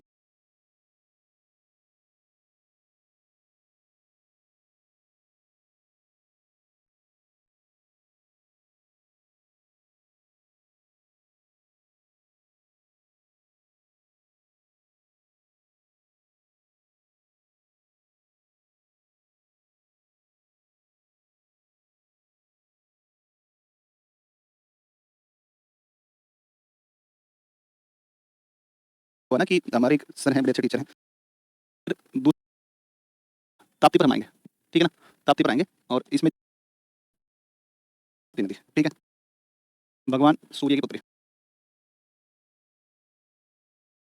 एमपी है और यहाँ से आपका एक पर्वत पड़ता है और इसका नाम कौन सा है, इसका राजपीपला, ग्वालियर, महादेव, मैकाल। तो यहाँ पर आपका जो ये वाला है महादेव श्रेणी, इस महादेव रेंज के अंदर, महादेव श्रेणी के अंदर बैतुल पठार पड़ता है। कौन पठार है? बैतुल। इस पठार में बैतुल पठार है और बैतुल का जो पठार है ना, इससे निकलती है और ये फिर आपकी ताप्ती यहाँ पर बहती है नीचे अजंता की पहाड़ियाँ, नीचे अजंता हिल्स हैं, ठीक है ना। अजंता की पहाड़ियाँ हैं यहाँ पर, अजंता की पहाड़ियाँ, ठीक है, अजंता की पहाड़ियाँ पड़ती हैं और ये आपकी नदी निकलती है यहाँ से और गिरती है खंबात की खाड़ी में, ऐश्वर्य बना करके। ये ताप्ती है। इस पर ताप्ती के ऊपर आप देखोगे तो ये मुल्ताई स्थान पड़ता है, मुल्ताई स्थान से उद्गम होता है, मुल्ताई स्थान से उद्गम। तो ताप्ती का मुल्ताई स्थान से उद्गम होगा और ये महादेव श्रेणी में बैतुल पठार से निकलेगी। एक बात, शाम को क्लास एक अपनी बिहार एग्जाम के जीएस पर है, टाइम मुझे नहीं पता, 6 से 8 टाइम, 6 से 8, ठीक है, उसमें आ जाना, उसमें बता रहा हूँ, बहुत फायदे मिलोगे उसमें आ जाना। इंडियन ज्योग्राफी क्लास है। देखो ताप्ती जो है बेटा, ताप्ती बुलाएगा उस लड़के को, ताप्ती जो है, ताप्ती इस पर परियोजना है, इसका नाम उकाई व काकरापार परियोजना है। उकाई और काकरापार परियोजना है, उकाई और काकरापार परियोजना है। दोनों ही कहाँ पर है? दोनों ही गुजरात में, दोनों ही कहाँ पर? गुजरात में है और इसके किनारे, गुजरात में किनारे, ताप्ती किनारे सूरत नगर बसा हुआ है, सूरत नगर बसा है, ठीक है ना, सूरत नगर बसा है। ये दोनों बहुत इंपॉर्टेंट है, गुजरात के अंदर है, उकाई और काकरापार, ताप्ती में, है ना। ताप्ती किनारे उकाई और काकरापार है और ताप्ती पर परियोजनाएं जो है, उकाई परियोजनाएं और काकरापार परियोजना, और ताप्ती किनारे नगर कौन सा है? सूरत नगर बसा हुआ है, ठीक है ना। हाँ, यूट्यूब पर है एक, ठीक है। तो ताप्ती नदी होगी, ताप्ती का अप्रोक्सीमेटली लगभग अधिकांश जो प्रवाह महाराष्ट्र में है, गुजरात में है, महाराष्ट्र और गुजरात में विशेष रूप से इसका आपको वहाँ देखने को आपको मिलेगा, ठीक है ना। कुछ हिस्सा इसका एमपी के अंतर्गत भी शामिल किया जाता है, ठीक है। अगली नदी है मांडवी,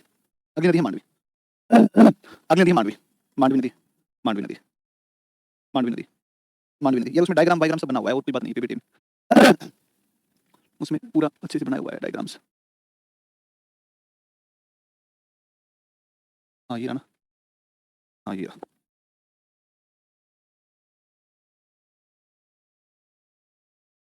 चौवालीस। हाँ इसमें डायग्राम सब बने हैं ना, इसलिए मैं, अच्छा ये आ गया डायग्राम वाला आ गया। देखो तो यहाँ पर 79% इसका कहाँ पर है? महाराष्ट्र में है, 724 लंबाई है और 15% एमपी और 6% कहाँ पर है? गुजरात में मिलता है, ठीक है ना। साइक नदियों में पूर्णा, गिरना, वागू, अनर, अंजरा और बोरी। पूर्णा, गिरना, वागू, अनर, अंजरा और कौन सी? बोरी। ये साइक नदियाँ हैं। अब अगला देखो नेक्स्ट, अगली है मांडवी, या मांडवी को कही जाती है महादेवी कही जाती है, मांडवी को कही जाती है महादेवी, मांडवी को कही जाती है महादेवी नदी, ठीक है ना। मांडवी को कही जाती है महादेवी नदी। देखो सुनो एक बात को, इस मांडवी नदी पर एक प्रोजेक्ट है और इसका नाम है रोरो फेरी रोरो फेरी जो है एक वो है, run of run on river, run of ये रोरो फेरी एक सेवा, ठीक है ना, सर्विस। रोरो फेरी सर्विस जो है, रोरो फेरी सेवा ये शुरू की गई है और रोरो फेरी सेवा जो है ना वो किस पर शुरू हुई है? तो रोरो फेरी सेवा शुरू हुई है किसके ऊपर? ये हुई आपकी मांडवी नदी पर, गोवा में, ठीक है। देखो मांडवी पश्चिमी घाट पर्वत पड़ता है, पश्चिमी घाट से निकलती है, इसके ऊपर एक जलप्रपात है मांडवी पर, इसका नाम दूध सागर।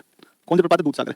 तो दूध सागर जो है वो दूध सागर, एक दूध गंगा और पंचगंगा, दूध गंगा और एक है पंचगंगा, दूध गंगा और कौन सी? पंचगंगा, है ना, दूध गंगा और पंचगंगा। एक महिला है उसका नाम है कृष्णा देवी होता है नाम, कहीं कृष्णा नामक महिला पड़ोस में किसी के यहाँ से गाय का दूध लेने जाती है, कृष्णा पड़ोस में गाय का दूध लेने जाती है और 5 महिलाओं के साथ बैठ करके पंचायत करती है। ये महिलाओं के साथ बैठ कर करती है, पंचायत करती है, पंचायती करती है महिलाएं, देखते हो चुगली चाटा करती हैं, अक्सर करती हैं महिलाएं। तो कृष्ण नाम की महिला अड़ोस पड़ोस में गाय का दूध लेने जाती है सुबह और वहाँ महिलाओं के साथ बैठ कर क्या करती है? पंचायत। मिल गई भाई, ढूंढ मिल गया। तो कृष्णा जो है, कृष्णा उस कृष्णा नदी की सहायक नदियां हैं दूध गंगा और पंचगंगा। ध्यान रखना, दूध गंगा और पंचगंगा ये किसकी सहायक? कृष्णा की। लेकिन दूध सागर जलप्रपात, ये दूध सागर किस पर है? मांडवी पर है। किसमें है? गोवा में। मांडवी पर किसमें है? गोवा में। मांडवी पर किसमें है? गोवा में, ठीक है ना। तो मांडवी पर गोवा में कौन सा है? दूध सागर। और दूध गंगा पंचगंगा ये किसकी सहायक नदी है? ये कृष्णा की सहायक नदी। वेनगंगा पेनगंगा गोदावरी में आ जाएंगे, वेनगंगा और पेनगंगा किसमें? गोदावरी में। याद हो गया ना। कृष्णा नाम की महिला पड़ोस में गाय का दूध लेने जाती है और फिर जाकर के वहां करती पंचायती करती है, ठीक है ना। और जिनके घर जाती है उनके साथ वो लड़ाई करवाती है, ठीक है ना। तो ध्यान रखना कि कृष्णा की सहायक नदियां दूध गंगा और कौन सी? पंचगंगा है, याद रखना है, ठीक है ना। तो ये आपका आ जाएगा। मांडवी पर जो जलप्रपात वो कौन सा है? गोवा में दूध सागर। मांडवी के किनारे एक नगर बसा हुआ, उसका नाम है उसका नाम है कौन सा? उसका नाम Panaji Nagar, Panaji, the capital of Goa, capital of Goa, ये आएगा, पणजी आएगा। अब सुनो, एक नदी और आती है दक्षिण में, जिसका नाम जुआरी, ये सब एस्चुरी बनाती है, वो अरब सागर में आकर के गिर जा रही है। और इस नदी का जो नाम है, इसका नाम जुआरी, मांडवी होगी ऊपर, नीचे होगी जुआरी। जुआरी के किनारे कौन बसा हुआ है? जुआरी के किनारे स्थित आपका मारमागांव बंदरगाह स्थित है, और एक नगर बसा हुआ है यहाँ पे, इसको बोलते हैं Vasco D gamma, Vasco D gamma, Vasco D gamma. ऊपर आपका महाराष्ट्र पड़ता है और नीचे आपका कर्नाटक पड़ता है, और दोनों के बीच में कौन आ गया? आपका गोवा आता है, दोनों के बीच में गोवा आता है। और ये जो नदी है, ये नदी कैराकोल नदी है, महाराष्ट्र गोवा की सीमा, महाराष्ट्र गोवा की सीमा कौन बनाती है? कैराकोल नदी बनाती है, कैराकोल बनाती है। तो कैराकोल जो है वो महाराष्ट्र गोवा की सीमा बनाती है, ठीक है। अगली बार आप नेक्स्ट एक नदी है आपकी, जिसको बोलते हैं शरावती। क्या करती है? शरावती। शरावती नदी कर्नाटक में एक स्थान पड़ता है, अम्बू तीर्थ पड़ता है, अम्बू तीर्थ, अम्बू तीर्थ स्थान पड़ता है, अम्बू तीर्थ। यार थोड़ा बकवास काम है।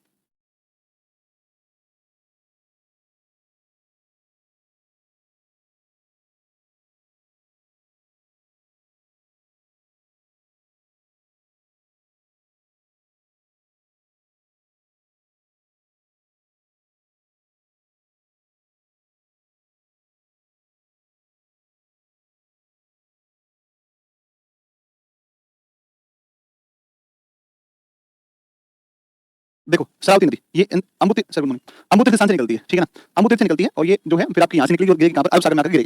देखो इसके ऊपर जलप्रपात है शरावती पर, कर्नाटक में, कर्नाटक की नदी शरावती और वराही, दो नदी है कर्नाटक की, एक वराही है और एक आपकी कौन सी, एक आपकी कौन सी, एक आपकी है वराही है, और एक कौन सी है? ये आपका कौन सा? ये आपकी जो शरावती है। शरावती और वराही जो नदी है ना, शरावती और वराही नदी, इनकी जब बात करता है तो दोनों ही कर्नाटक की नदी है। शरावती नदी के ऊपर जलप्रपात पड़ता है, इसका नाम है जोग। कौन जलप्रपात है? जोग, या इसे गरसोप्पा कहा जाता है, इसको गरसोप्पा भी कहते हैं, इसको गरसोप्पा कहते हैं, जोग या गरसोप्पा। सुनो भाई, जोग या गरसोप्पा जलप्रपात है ना, ये जोग या गरसोप्पा 253 मीटर ऊंचा है, और ये चार छोटे छोटे प्रपातों से मिलकर के एक बना हुआ है, मतलब चारों को संयुक्त रूप से एक ही कहते हैं, है ना। जैसे राजा रानी रोवर रॉकेट, ऐसे चार जलप्रपात अलग अलग, और ये चार जलप्रपात है ना, राजा रानी रोवर रॉकेट, चार अलग हैं, और चारों प्रपात, ये चार जलप्रपात मिलकर एक ही कहलाता है, इसको बोलते हैं जोग, ठीक है ना, जोग या गरसोप्पा, ठीक है ना। तो जोग या गरसोप्पा, तो आप ध्यान रखिएगा कि शरावती जो नदी है ना, शरावती नदी, इस नदी का उद्गम कर्नाटक के शिवमोगा जिले में अम्बुतीर्थ स्थान से होता है। जोग गरसोप्पा जलप्रपात चार प्रपातों राजा रानी रोवर रॉकेट से मिलकर और ये फिर बना हुआ है, और इसकी ऊंचाई 253 मीटर है। कुछ स्थानों पर भारत का सर्वोच्च जलप्रपात भी इसको माना जाता है, कर्नाटक में वराही नदी पर स्थित कुंचिकल सबसे ऊंचा है, 455 मीटर है, कुंचिकल सबसे ऊंचा है। लेकिन कुछ जगह पर मानते हैं कि जोग सबसे ऊंचा है, लेकिन कुंचिकल आना चाहिए क्योंकि ये सबसे ऊंचा है, 455, है ना। तो स्टेप बाय स्टेप गिरता है, एक बार गिरा फिर चला, फिर गिरा, फिर गिरा, फिर गिरा, फिर गिरा, ऐसे स्टेप बाय स्टेप गिरता है, ठीक है ना। तो ये है आपका, ओके। तो ये आपका है। अब सुनो, आप अगली बात पे आप चलो, दूसरी बात के ऊपर, दूसरी बात पे आप चलो। तो ऐसे मानकर चलो आप इसमें, ये तो ये हो गया। और जोग जलप्रपात के ऊपर एक जल विद्युत परियोजना स्थापित की गई है, जिसका नाम है कौन सा? जिसका नाम है महात्मा गांधी जल विद्युत परियोजना, जिसका नाम है महात्मा गांधी जल विद्युत परियोजना, ठीक है ना, महात्मा गांधी जल विद्युत परियोजना, ओके। तो महात्मा गांधी जल विद्युत परियोजना जो है वो इसके ऊपर स्थित है, किसके ऊपर है? शरावती नदी के ऊपर है, इसलिए इसको जोग जलप्रपात को महात्मा गांधी जलप्रपात के नाम से भी जानते हैं, ठीक है ना, महात्मा गांधी। अरे फोन करती बार बार दिन भर, 25 फोन आते हैं दिन में मेरी वाइफ के, दिमाग खराब करके रखा है। सुबह से तीसरा कॉल आ गया, बताओ 8-9 बजे नहीं है अभी तक, 10 बजे नहीं, 10 बजे पहले 3 बार फोन आ गया, बताओ। पेरियार जो नदी है, पेरियार नदी, और मुझे बिल्कुल फोन करती पसंद नहीं है, मेरे पास कोई कॉल आए ना मैं कॉल करता हूँ, किसी को नहीं करता हूँ कॉल, मेरे पास कोई कॉल नहीं, सिंगल वन कॉल नहीं करता हूँ पूरे दिन में, किसी को कॉल नहीं करता हूँ मैं। ऐसा नहीं है कि मैं कोई घमंड में हूँ या फिर मुझे कोई अभिमानी हूँ, ऐसा नहीं है भाई। मुझे ये पता है कि यार दिन भर लोगों के पास काम है, सब बिजी हैं। जो बिजी नहीं है, जो बिजी नहीं है तो फ्री पढ़ा मिलेगा, उसका मतलब वो वैसे पूरा, तो फिर 4 क्लास है आरएस में लगती है, और एक मेरी क्लास फिर 4:30 से, 4:30 और कितना है मेरी 6:30 तक है, अच्छी आती है पॉलिटी, मुझे कोई उसमें दिक्कत होती नहीं है, तो मैं पढ़ा देता हूँ, है ना। तो भाई 2 मिनट में क्या बात करूँ बताओ, मेरे भाई का फोन आया, देखो देखो कैसे सपोर्ट ले रही है, कर लो, देखो क्या हो जाएगा, मेरे कुछ नहीं होगा, मेरे कोई पक्ष में वोट देखो आप, बांध दिया, मैं पतला सा था। तमिलनाडु के अंदर जो है पहाड़ियां पड़ती है, शिवगिरी की पहाड़ियां, इनसे उद्गम होता है, इनसे उद्गम होता है। केरल की सबसे लंबी नदी मानी जाती है, केरल की सबसे लंबी नदी मानी जाती है पेरियार, है ना। तो केरल की सबसे लंबी नदी मानी जाती है, ठीक है ना। तो केरल की सबसे लंबी नदी मानी जाती है कौन? पेरियार। देखो पेरियार के किनारे कोची बसा हुआ है, कौन सा नगर है? कोची, है ना, कोची, है ना। तो कोची जो नदी है ना, कोची, अरे कोची जो नगर है वो इस नदी किनारे बसा हुआ है ना, ये बसा हुआ है, ठीक, कोची बसा हुआ है। इसके ऊपर 2 परियोजनाएं हैं, बहुत महत्वपूर्ण परियोजनाएं, और 2 महत्वपूर्ण परियोजनाएं कौन कौन सी हैं? तो 2 महत्वपूर्ण परियोजनाएं जो है 2 महत्वपूर्ण, एक उकाई है, नहीं उकाई नहीं, इडुकी, और एक मुल्ला पेरियार। एक इडुकी है, इडुकी है, एक इडुकी परियोजना है। तो एक कौन सी? मुल्ला पेरियार है, मुल्ला पेरियार, मुल्ला पेरियार। ये इडुकी और मुल्ला पेरियार 2 प्रोजेक्ट हैं, किसके ऊपर? 2 प्रोजेक्ट आपके किसके किनारे पड़ते हैं? तो 2 प्रोजेक्ट किसके ऊपर? पेरियार पर है। पेरियार केरल की सबसे बड़ी नदी, सबसे बड़ी नहीं, सबसे लंबी नदी, है ना, ठीक है ना। तो पेरियार जो नदी है, पेरियार नदी केरल की सबसे लंबी नदी है, और किनारे कोच्चि नगर बसा हुआ है। 2 परियोजनाएं इडुकी और मुल्ला पेरियार, और पेरियार टाइगर रिजर्व से होकर के ये प्रवाहित होती है, केरला के अंदर है, ठीक है ना। एक नदी है पंबा या पंपा। देखो पंबा या पंपा जो है ना, पंबा या पंपा को कहा जाता है, पंबा या पंपा कही जाती है क्या? तो इसको कही जाती है दक्षिण भारत की भागीरथी, पंबा या पंपा, ठीक है ना, पंबा या पंपा, ठीक है। सर नीला ड्रम नहीं लगता है, डरकती 1% भी, तुमको नहीं पता है, ठीक है। ये अच्छा वो थोड़ी है, ऐसा नहीं होता है बिल्कुल भी। गणेश ड्रम देख कैसे नीले, दांत तोड़ दिए जाएंगे इधर, तो बता दिए। हाँ ठीक है, वो नीले ड्रम भी ऐसे ऐसे लोगों को फिट किया जाता है, हमको हल्के हल्के मारे लोग हैं क्या? सर आज आपकी लंका वो तो मेरी कभी से लग रही है, लेकिन ठीक आज थोड़ा मन थोड़ा हल्का हो गया। देखो दक्षिण भारत की जो है भागीरथी कही, दक्षिण भारत की भागीरथी कही जाती है, दक्षिण भारत की भागीरथी, दक्षिण भारत की भागीरथी, ठीक है, दक्षिण भारत की भागीरथी। और सबरीमाला का नाम सुना? सबरीमाला, तो सबरीमाला जो है, सबरीमाला, वो सबरीमाला जो मंदिर है, वो सबरीमाला का मंदिर स्थित आपका किसके किनारे? पंबा या पंपा नदी के किनारे स्थित सबरीमाला मंदिर है, ठीक है ना। तो सबरीमाला जो मंदिर है वो सबरीमाला इसी पंबा के किनारे स्थित आएगा। भगवान अयप्पा को समर्पित है, किसको समर्पित है? भगवान अयप्पा को समर्पित मंदिर है, कौन सा? सबरीमाला, है ना, ठीक है। तो सबरीमाला जो मंदिर है वो भगवान अयप्पा को समर्पित है, और सबरीमाला मंदिर है दक्षिण भारत की भागीरथी कहलाती है, दक्षिण भारत की भागीरथी, ठीक है। तो दक्षिण भारत की भागीरथी कहलाती है, ठीक है ना। ना ना वैसा नहीं है, देखो मैंने मैंने उसको आपकी तरह ट्रीट किया है, आपकी तरह मतलब एक स्टूडेंट की तरह। तो वो जब शादी हुई तो सेकंड ईयर में थी, बीएससी कर रही थी, उसको मैंने बीएससी सेकंड ईयर पढ़ाया, ऑनलाइन कोर्सेज दिलवाए, थर्ड ईयर में उसको पढ़ाया, सपोर्ट किया, पूरा हॉस्टल भेजा रहने के लिए ताकि वो पढ़ाई करके आए, एमएससी करवाई फर्स्ट ईयर, सेकंड ईयर उसका आईटी की तैयारी करवाई मैंने उसके जैम के लिए, या पोनानी या नीला, भरत पूजा पोनानी या नीला, ठीक है ना। तो का तो क्या फायदा, मैं क्यों कह रहा हूँ ये सब बातें बताओ। अगला देखो नेक्स्ट, ये नदियाँ दक्षिण भारत की होगी। एक दक्षिण भारत की नदी बची है जिसको बोलते हैं कौन सी, भरतपूजा या पोन्नानी या नीला, है ना, भरतपूजा या पोन्नानी या नीला, भरतपूजा पोन्नानी या नीला, ठीक है ना। तो भरतपूजा पोन्नानी या, हाँ भरतपूजा पोन्नानी या फिर नीला, ये है। ओके, भरतपूजा जो है भरतपूजा, इसके बारे में ध्यान रखना। मैंने आपको बार बार एक बात बताइए कि जो है भरतपूजा सबसे बड़ी नदी है। एक होता है लार्जेस्ट, जिसमें पानी ज्यादा हो, जिसमें पानी ज्यादा हो, है ना, पानी ज्यादा हो तो उसको लार्जेस्ट कहते हैं। जिसकी लेंथ ज्यादा हो लॉन्गेस्ट होती है। तो longest river is Periyar and largest river of Kerala is Bharathapuzha. Bharathapuzha सबसे बड़ी नदी है, ध्यान रखना, बड़ी नदी है ना। तो लार्जेस्ट है, लॉन्गेस्ट रिवर कौन आएगी, पेरियार आएगी, लॉन्गेस्ट पेरियार आएगी, ठीक है ना। तो मैंने 3 नदी, पंबा, पेरियार और भरतपूजा, ये 3 बताई केरल में। मांडवी ज्वारी बताई आपको कर्नाटक में। महाराष्ट्र में बड़ी विशेष नदी जिसका नाम है टेराकोल नदी है, जो गोवा और कर्नाटक की सीमा। और दूसरा जो मैंने बताया आपको कि आपकी ताप्ती नदी, महाराष्ट्र में 79% इसका ड्रेनेज बेसिन है। एशुई के बारे में मैंने बता दिया पीछे, नितेश बेटा मैंने बता रखा है, उत्तर का विशाल मैंने पढ़ाया था ना, तो उसके अंदर एशुई की बात करी थी मैंने ना, ठीक है ना। अच्छा, अरे बावड़ो जाओ रे यार तुम लोग। अब आते हैं बंगाल की खाड़ी में गिरने वाली प्रायद्वीप की नदियां। बंगाल की खाड़ी में गिरने वाली प्रायद्वीप की नदियां इस पर आते हैं। बंगाल की खाड़ी में गिरने वाली प्रायद्वीप की नदियां इस पर आते हैं, है ना। बंगाल की खाड़ी में गिरने वाली नदियां, है ना, बंगाल की खाड़ी में गिरने वाली नदियां, बंगाल की खाड़ी में गिरने वाली नदियां, बंगाल की खाड़ी में गिरने वाली नदियां, ठीक है ना, बंगाल की खाड़ी में गिरने वाली नदियां, ठीक है। अब सुनो, आप ध्यान दो। बंगाल की खाड़ी में एक नदी आपकी आकर गिरती है जिसको बोलते हैं दामोदर नदी। क्या बोलते हैं, दामोदर नदी, बंगाल खाड़ी में। लेकिन इसका पानी सीधा बंगाल खाड़ी में नहीं जाता दामोदर का। दामोदर पहले हुगली में जाती है और दामोदर हुगली के बाद में और फिर जाकर गिरती है बंगाल की खाड़ी में। सुनो, हुगली नदी के बारे में आपको याद है बेटा, याद करो, मैंने हुगली के बारे में क्या बताया था आपको। हुगली नदी के बारे में मैंने बताया था कि साहब हुगली जो नदी है, वह हुगली नदी आपकी जो है, हुगली नदी गंगा से अलग होती है और गंगा से अलग होकर के फिर ये जाती है बंगाल की खाड़ी, पश्चिम बंगाल से बहते हुए ये गिरती है बंगाल की खाड़ी में। ऐसे बताया ना आपको, बंगाल की खाड़ी में, ऐसे बताया था, बंगाल की खाड़ी में गिरती है, बंगाल की खाड़ी, बंगाल की खाड़ी, ठीक है ना, बंगाल की खाड़ी में गिरती है जाकर के, बंगाल की खाड़ी में ये जाकर के गिरेगी। ओके, बंगाल की खाड़ी में जाकर के गिरेगी, ठीक है, ये बंगाल की खाड़ी में गिरेगी। और इस हुगली के अंदर रांची का पठार में चूल्हा पानी से निकलती है, इसका नाम दामोदर। और ये दामोदर इससे बहती है और ये हावड़ा के अंदर, हावड़ा जिला पड़ता है पश्चिम बंगाल, हावड़ा के अंदर मिलती है और हावड़ा के अंदर मिलती है और ये हावड़ा के अंदर मिलती है पश्चिम बंगाल में, किसे, हुगली से। तो दामोदर नदी के ऊपर एक परियोजना है जिसका नाम, एक बांध जिसका नाम है तेनू घाट। इसके ऊपर एक और पड़ती है जिसका नाम पंचेत। तो पंचेत और तेनू घाट, पंचेत और तेनू घाट दामोदर पर है। और इसमें आकर के नदी मिलती है जिसका नाम बोकारो, इसमें मिलती है कोनार, बोकारो मिलती है फिर कोनार, बोकारो फिर कोनार, फिर एक नदी और मिलती है और ये मिलती है जिसका नाम बराकर। बराकर के ऊपर डैम बने हैं आपका, एक बराकर के ऊपर डैम बना है जिसको बोलते हैं कौन सा, तिलैया बांध, तिलैया बांध, बराकर के ऊपर डैम है तिलैया। बराकर के किनारे कोडरमा भी है, कोडरमा, कोडरमा किसके लिए फेमस है बताओ जल्दी, कोडरमा। अच्छा, एक और बताओ, भारत की कोयला राजधानी, the coal capital of India is, कौन है बताओ जल्दी बताओ कौन है। तो बराकर नदी के किनारे बेटा, बराकर के किनारे कौन है, कोडरमा है, बराकर के किनारे कोडरमा। बराकर पर एक बांध तिलैया, बराकर पर एक बांध है मैथुन, तिलैया और मैथुन। दामोदर के ऊपर तेनू घाट और कौन सा, पंचायत, पंचायत नहीं सॉरी पंचेत। और इन्हीं को सबको जो डैम्स बनाए गए हैं सबको हम मिलाकर के कहते हैं दामोदर रिवर वैली प्रोजेक्ट, है ना, रिवर वैली प्रोजेक्ट, है ना, DRVP, Damodar river valley project, Damodar river valley project, Damodar river valley project, Damodar river valley project, Damodar river valley project, Damodar नदी घाटी परियोजना, दामोदर नदी घाटी परियोजना, ठीक है ना, दामोदर रिवर वैली प्रोजेक्ट। तो ध्यान रखना, यूएसए की टेनेसी नदी घाटी परियोजना के तर्ज पर भारत में प्रथम बौद्धिस्ट नदी घाटी परियोजना वर्ष 1947 में स्थापित की गई, जिसे दामोदर बौद्धिस्ट नदी घाटी परियोजना के रूप में जाना जाता है। दामोदर नदी रांची के पठार पर चूल्हा पानी से निकलती है। दामोदर नदी की घाटी में विशाल कोयले के भंडार पाए जाते हैं, इसलिए हम देखोगे कि इसको कोयला नदी कहते हैं, भारत की कोयला। और इसकी तुलना राइन से की जाती है, जर्मनी की राइन से, इसलिए भारत की राइन और कोयला नदी के रूप में इसको जानते हैं।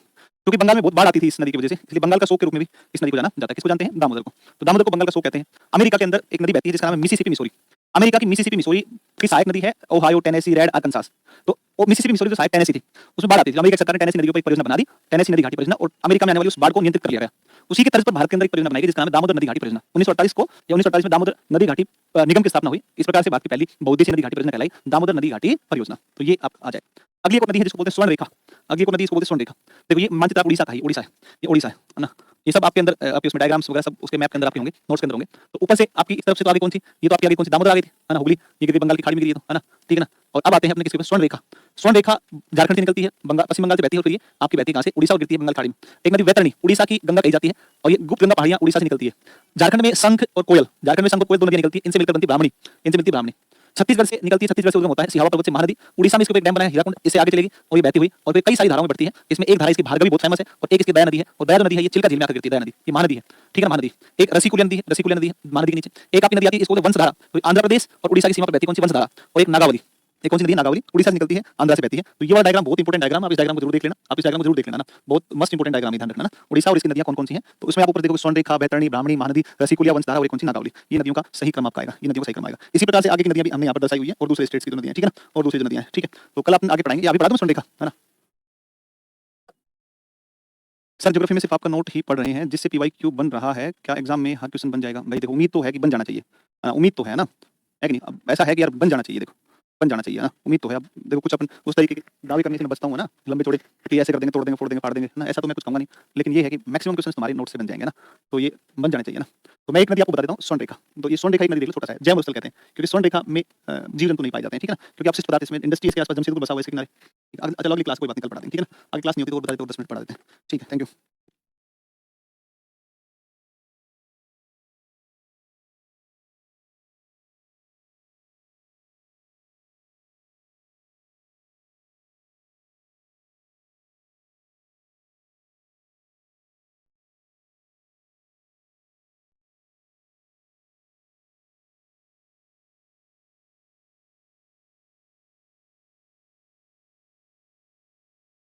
था और अब इस डायग्राम में आगे हम पढ़ेंगे। हाँ, कल जो वाईटी पे क्लास कराए थे उसका पीडीएफ। अच्छा, उसका वाईटी क्लास की थी तुमने कल? तभी तो इतने सारे बच्चे आए थे ना, यूट्यूब पे क्लास बहुत अच्छा था। थैंक यू भाई, thank you, thank you, thank you. हाँ, कमेंट कर रहे हो, क्या-क्या कमेंट?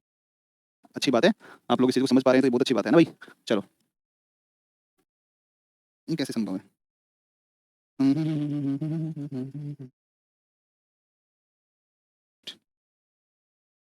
और तुम लोग भाई, और बताओ सब बढ़िया? है ना? तो मैं थोड़ा-सा खींचूँगा इसको, है ना? थोड़ा खींचूँगा, समझ रहे हो खींचने का मतलब? थोड़ा-सा खींच दूँगा मैं इसको आज, मतलब धीरे-धीरे पढ़ाते हैं, थोड़ा-सा खींच के ले लेंगे इसको, थोड़ा आपको एफर्ट ज़्यादा लगाना पड़ेगा, है कि नहीं? तो हाँ, कोई बात नहीं, कोई बात रेस में कोई बात नहीं, कोई बात नहीं, कोई बात नहीं, चलेगा, चलेगा, चलेगा, चलेगा, चलेगा। देखो एक बार, ये मैंने बता दिया था आपको, दामोदर। अब हम आते हैं इसके ऊपर स्वर्ण रेखा पर आते हैं। स्वर्ण रेखा पर आते हैं भाई, स्वर्ण रेखा पर आते हैं। स्वर्ण रेखा पर आप एक बार आ जाओ, स्वर्ण रेखा के ऊपर आते हैं, ठीक है ना? स्वर्ण रेखा पर आते हैं और स्वर्ण रेखा के बारे में आप सुन लीजिए एक बार, ठीक है ना? स्वर्ण रेखा के बारे में आप सुन लीजिए कि स्वर्ण रेखा के बारे में क्या-क्या जानकारियाँ हैं। देखो, रांची के पठार से निकलती है स्वर्ण रेखा, रांची के पठार से निकलती है, फिर ये इधर झारखंड में बहती है, फिर ये पश्चिम बंगाल में जाती है और उड़ीसा से बहती हुई गिरती है बे ऑफ बंगाल के अंदर। बे ऑफ बंगाल में गिरती है, बे ऑफ बंगाल में गिरती है, ठीक है? इसमें एक नदी आकर मिलती है नीचे उड़ीसा से और इस नदी का जो नाम है, इसका नाम है खरकई नदी। देखो, स्वर्ण रेखा और खरकई नदी, इन दोनों के संगम पर एक गाँव हुआ करता था, इसका नाम था साकची। कौन सा गाँव था? साकची गाँव था, साकची गाँव। और जहाँ पर साकची गाँव था ना, साकची गाँव था, वहाँ पर ही आज वर्तमान में बसा हुआ है कौन सा? जमशेदपुर, ठीक है? यहीं पर निकट में इसमें एक जलप्रपात आता है और इसका नाम है हुंडरू। ये हुंडरू वाटरफॉल है, हुंडरू वाटरफॉल है, हुंडरू जलप्रपात है। तो इसके ऊपर एक जलप्रपात आएगा, इसका नाम कौन सा? हुंडरू जलप्रपात। तो हुंडरू जलप्रपात है, वो भी इसी नदी के ऊपर आपका स्थित है। हुंडरू जलप्रपात इसके ऊपर आपका स्थित आएगा। तो झारखंड की रांची पठार से उद्गमित होती है, पश्चिम बंगाल, उड़ीसा से बहती हुई बंगाल खाड़ी में गिरती है। जय मुस्लिम कहते हैं, मैंने बता दिया था ये सब, है ना? सब बता दिया था। 1907 में साकची गाँव में जमशेदजी टाटा ने टिस्को की स्थापना की थी और 1911 में उत्पादन शुरू किया। स्वर्ण रेखा और खरकई नदियों के संगम पर साकची गाँव पड़ता है। इसकी सहायक नदी है कांची, खरकई और करकरी। ये इसकी सहायक नदियों में है। एक का नाम है कौन सा? खरकई, एक का नाम है कांची, एक का नाम है कौन सा? एक का नाम है कौन सा? एक का नाम आपकी करकरी। और कांची नदी पर एक जलप्रपात पड़ता है, कांची पर जलप्रपात पड़ता है और कांची पर स्थित जलप्रपात कौन सा है? तो कांची पर स्थित जलप्रपात कौन सा है? इसको बोलते हैं अपने दसम जलप्रपात बोलते हैं, दसम जलप्रपात, ठीक है ना? दसम वाटरफॉल है। अब देखो, तुम्हारे एग्जाम का परीक्षा का नेचर फैक्चुअल है ना? अब अगर यही तुम्हारा बैच होता, बीपीएससी का फाउंडेशन बैच होता, तो मैं आपको जो पढ़ाता हूँ थोड़ा सा चीजें बहुत अलग पढ़ा देता। आप कहते सर ये तो आपने वहां पढ़ाया नहीं, सर यहाँ तो बहुत अलग पढ़ा रहे हो, है कि नहीं? तो अब depends on only on the nature of examination. तो ये सारी चीज डिपेंड करती है कि आप किस प्रकार का एग्जाम पढ़ रहे हैं। आप जैसे तैयारी कर रहे हैं, आपका जो पेपर होगा उसमें फैक्चुअली आएगा। अगर यही चीज अगर हम पढ़ रहे होते बीपीएससी फाउंडेशन में, तो इतना सब थोड़ी ना पढ़ते हैं हम, वहां पर चीजें थोड़ी सी कम पढ़ते हैं। ये कम पढ़ते हैं, वहां पर अपवाद तंत्र के प्रकार, प्रायद्वीपीय और हिमालय नदियों में अंतर, पूर्वी घाट की नदियां, पश्चिमी घाट की नदियां, विशेषताएं, है ना? तो तमाम स्थल रूप कौन-कौन से बनते हैं, तो वहां हमारा पढ़ने का बिल्कुल नेचर जो है ना, वो बिल्कुल अलग हो जाता है, ठीक है ना? पढ़ने का सिस्टम बिल्कुल अलग होता है। अब चूंकि यहाँ पर मुझे पता है क्वेश्चन यही से आएगा, है कि नहीं? तो यहाँ जो पढ़ने का सिस्टम है थोड़ा सा अलग है। ध्यान रखना इस बात को। कहीं पर आप देखो कि सर वहां तो सर ने वैसे लिखवाया था, आपने बताया नहीं, तो मैं तुम्हारे एग्जाम के हिसाब से पढ़ा रहा हूँ, है कि नहीं? ना कि तुम्हें खुश करने के हिसाब से, है कि नहीं? तो बहुत सारे बेवकूफ हैं जो कुछ भी पढ़ा देते हैं। बीपीएससी में भर-भर के 150 घंटा पढ़ाते हैं ज्योग्राफी को। 150 घंटा कितना होता है भाई साहब? 100 घंटा, 125 घंटा, 150 घंटा वर्ल्ड ज्योग्राफी कुछ भी पढ़ा रहे हैं। प्लेट तक नहीं पढ़ा रहे, क्यों पढ़ा रहे बावड़ा? सीधा पता है 7 प्लेट में से लो, प्लेट सब प्रोविजन दिया हो गया, बस बीपीएससी उतना ही पूछेगा, किसी को पूछता ही नहीं, है कि नहीं? तो ये है कि मैं आपके एग्जाम के हिसाब से पढ़ा दे रहा हूँ, ठीक है ना? वैतरणी एक नदी पड़ती है, वैतरणी उड़ीसा में। देखो, उड़ीसा की गंगा कही जाती है, क्या कही जाती है? उड़ीसा की गंगा। तो वैतरणी जो नदी है, ये आपकी वैतरणी नदी है, वैतरणी, और इसे बोलते हैं उड़ीसा की गंगा के रूप में बोलते हैं। गुप्त गंगा की पहाड़ियों से निकलती है, गुप्त गंगा की पहाड़ियों से, ठीक है ना? गुप्त गंगा की पहाड़ियों से निकलती है। उड़ीसा राज्य में गुप्त गंगा पहाड़ियों से निकलकर बंगाल की खाड़ी में गिरती है, जिसे उड़ीसा की गंगा के रूप में इसको जाना जाता है। एक नदी और आती है, इसको बोलते हैं ब्राह्मणी। एक और आती है, इसको बोलते हैं कौन सी नदी? ब्राह्मणी बोलते हैं, ब्राह्मणी, ठीक है ना? ब्राह्मणी जो नदी है ना, ये संघ और कोयल दो नदियां निकलती है। एक तरफ से आती है संघ झारखंड में और झारखंड से आती है कोयल। कोयल और संघ दोनों मिलती हैं और ब्राह्मणी कहलाती हैं और वैतरणी के साथ अपना डेल्टा बनाते हुए और ये गिरती है जाकर बंगाल की खाड़ी में गिरती है, ठीक है ना? तो कोयल और संघ रांची के पठारी क्षेत्र में दो धाराओं संघ और दक्षिणी कोयल के रूप में उद्गमित होती है तथा दोनों धाराएं आपस में मिलकर ब्राह्मणी कहलाती हैं। दोनों मिलकर कहलाती है ब्राह्मणी कहलाती है तथा वैतरणी के साथ डेल्टा बनाते हुए बंगाल खाड़ी में गिरती है। देखो, इसका जो बहुत इंपॉर्टेंट प्रश्न है ना, वो एक तो महानदी का है और एक इसका बहुत इंपॉर्टेंट है कि आपका पारादीप जो बंदरगाह है वो महानदी के मुहाने पर है और जो धमरा पोर्ट है, धमरा जो बंदरगाह है, ये धमरा पोर्ट किसके मुहाने पर है? तो ये आपके ब्राह्मणी नदी के मुहाने पर आएगा। कौन सा? धमरा पोर्ट आएगा, धमरा पोर्ट आएगा, ठीक है ना? ये धमरा पोर्ट आ जाएगा, ठीक है? फिर आप देखोगे तो ब्राह्मणी नदी का जो डेल्टा है, ये ब्राह्मणी नदी का डेल्टा, यहाँ पर रिडले टर्टल कछुए की प्रजाति पाई जाती है। रिडले टर्टल कछुए की प्रजाति मिलती है, रिडले टर्टल कछुआ, जिसके लिए गहीर माथा, उड़ीसा का कौन सा है? गहीर माथा, उड़ीसा का गहीर माथा राष्ट्रीय उद्यान जिसके लिए फेमस है। उड़ीसा का गहीर माथा जो आपका, उड़ीसा का गहीर माथा जो आपका आएगा, ये उड़ीसा का गहीर माथा राष्ट्रीय उद्यान इसके लिए क्या है? फेमस है, ठीक है ना? तो उड़ीसा का गहीर माथा आपका फेमस आएगा इसके लिए, रिडले टर्टल कछुए की प्रजाति के लिए, रिडले टर्टल कछुए की प्रजाति के लिए, रिडले टर्टल कछुए की प्रजाति के लिए गहीर माथा फेमस आएगा, ठीक है? गहीर माथा फेमस आएगा, गहीर माथा फेमस आएगा, ठीक है ना? गहीर माथा फेमस आता है, तो रिडले टर्टल कछुए की प्रजाति के लिए गहीर माथा और इसके मुहाने पर एक पोर्ट पड़ता है, इसको बोलते हैं धमरा पोर्ट बोलते हैं, ठीक है ना? धमरा पोर्ट बोलते हैं। इसके अलावा एक नदी आती है रसिकुलिया, रसिकुलिया ना, तो उड़ीसा में दारिंगबाड़ी की पहाड़ियों से निकलती है और ये गिरती है बंगाल की खाड़ी में। ज्यादा याद नहीं करना है, रसिकुलिया ध्यान रखना, उड़ीसा से निकलती है, आंध्र प्रदेश से बहती हुई गिरती है और ये गिरती है कहां पर? ये गिरती है कहां पर? रसिकुलिया। तो ये गिरती है आपकी बंगाल की खाड़ी के अंदर। देखो, रसिकुलिया को मैप में आप देखोगे तो रसिकुलिया जो है आपकी, सॉरी आंध्र बोल रहा हूं मैं यार, सॉरी गलती, आंध्र प्रदेश में तो वंशधारा जाती है, वंशधारा ना, तो ये आपकी दारिंगबाड़ी की पहाड़ियों से निकलती है रसिकुलिया और गिरती है बंगाल की खाड़ी के अंदर गिरती है। एक नदी आती है वंशधारा, एक नदी और कौन सी आती है? वंशधारा नदी आती है, वंशधारा, ठीक है ना? वंशधारा। अब सुनो एक बात और ध्यान दो, मड्डू वाला परियोजना आंध्र प्रदेश राज्य की सिंचाई परियोजना जिसका विस्तार कर वंशधारा और नागालैंड नदी का आपस में जोड़ा जाएगा। देखो, मड्डू वाला है ना, मड्डू वाला तो मड्डू वाला एक परियोजना है, मड्डू वाला तो मड्डू वाला एक परियोजना है, मड्डू वाला है ना, मड्डू वाला प्रोजेक्ट है, मड्डू वाला प्रोजेक्ट है और मड्डू वाला जो प्रोजेक्ट है ना, ये आपका इसमें क्या किया जाएगा? इन दोनों को आपस में जोड़ दिया जाएगा, ठीक है ना? इन दोनों को आपस में जोड़ा जाएगा। तो ये दोनों जिसमें रसिकुलिया और एक कौन सी है? वंशधारा, इन दोनों को आपस में जोड़ने, जैसे केन बेतवा लिंक जोड़ने की बात हो रही है, जैसे कोसी में लिंक को जोड़ने की बात हो रही है, ऐसे।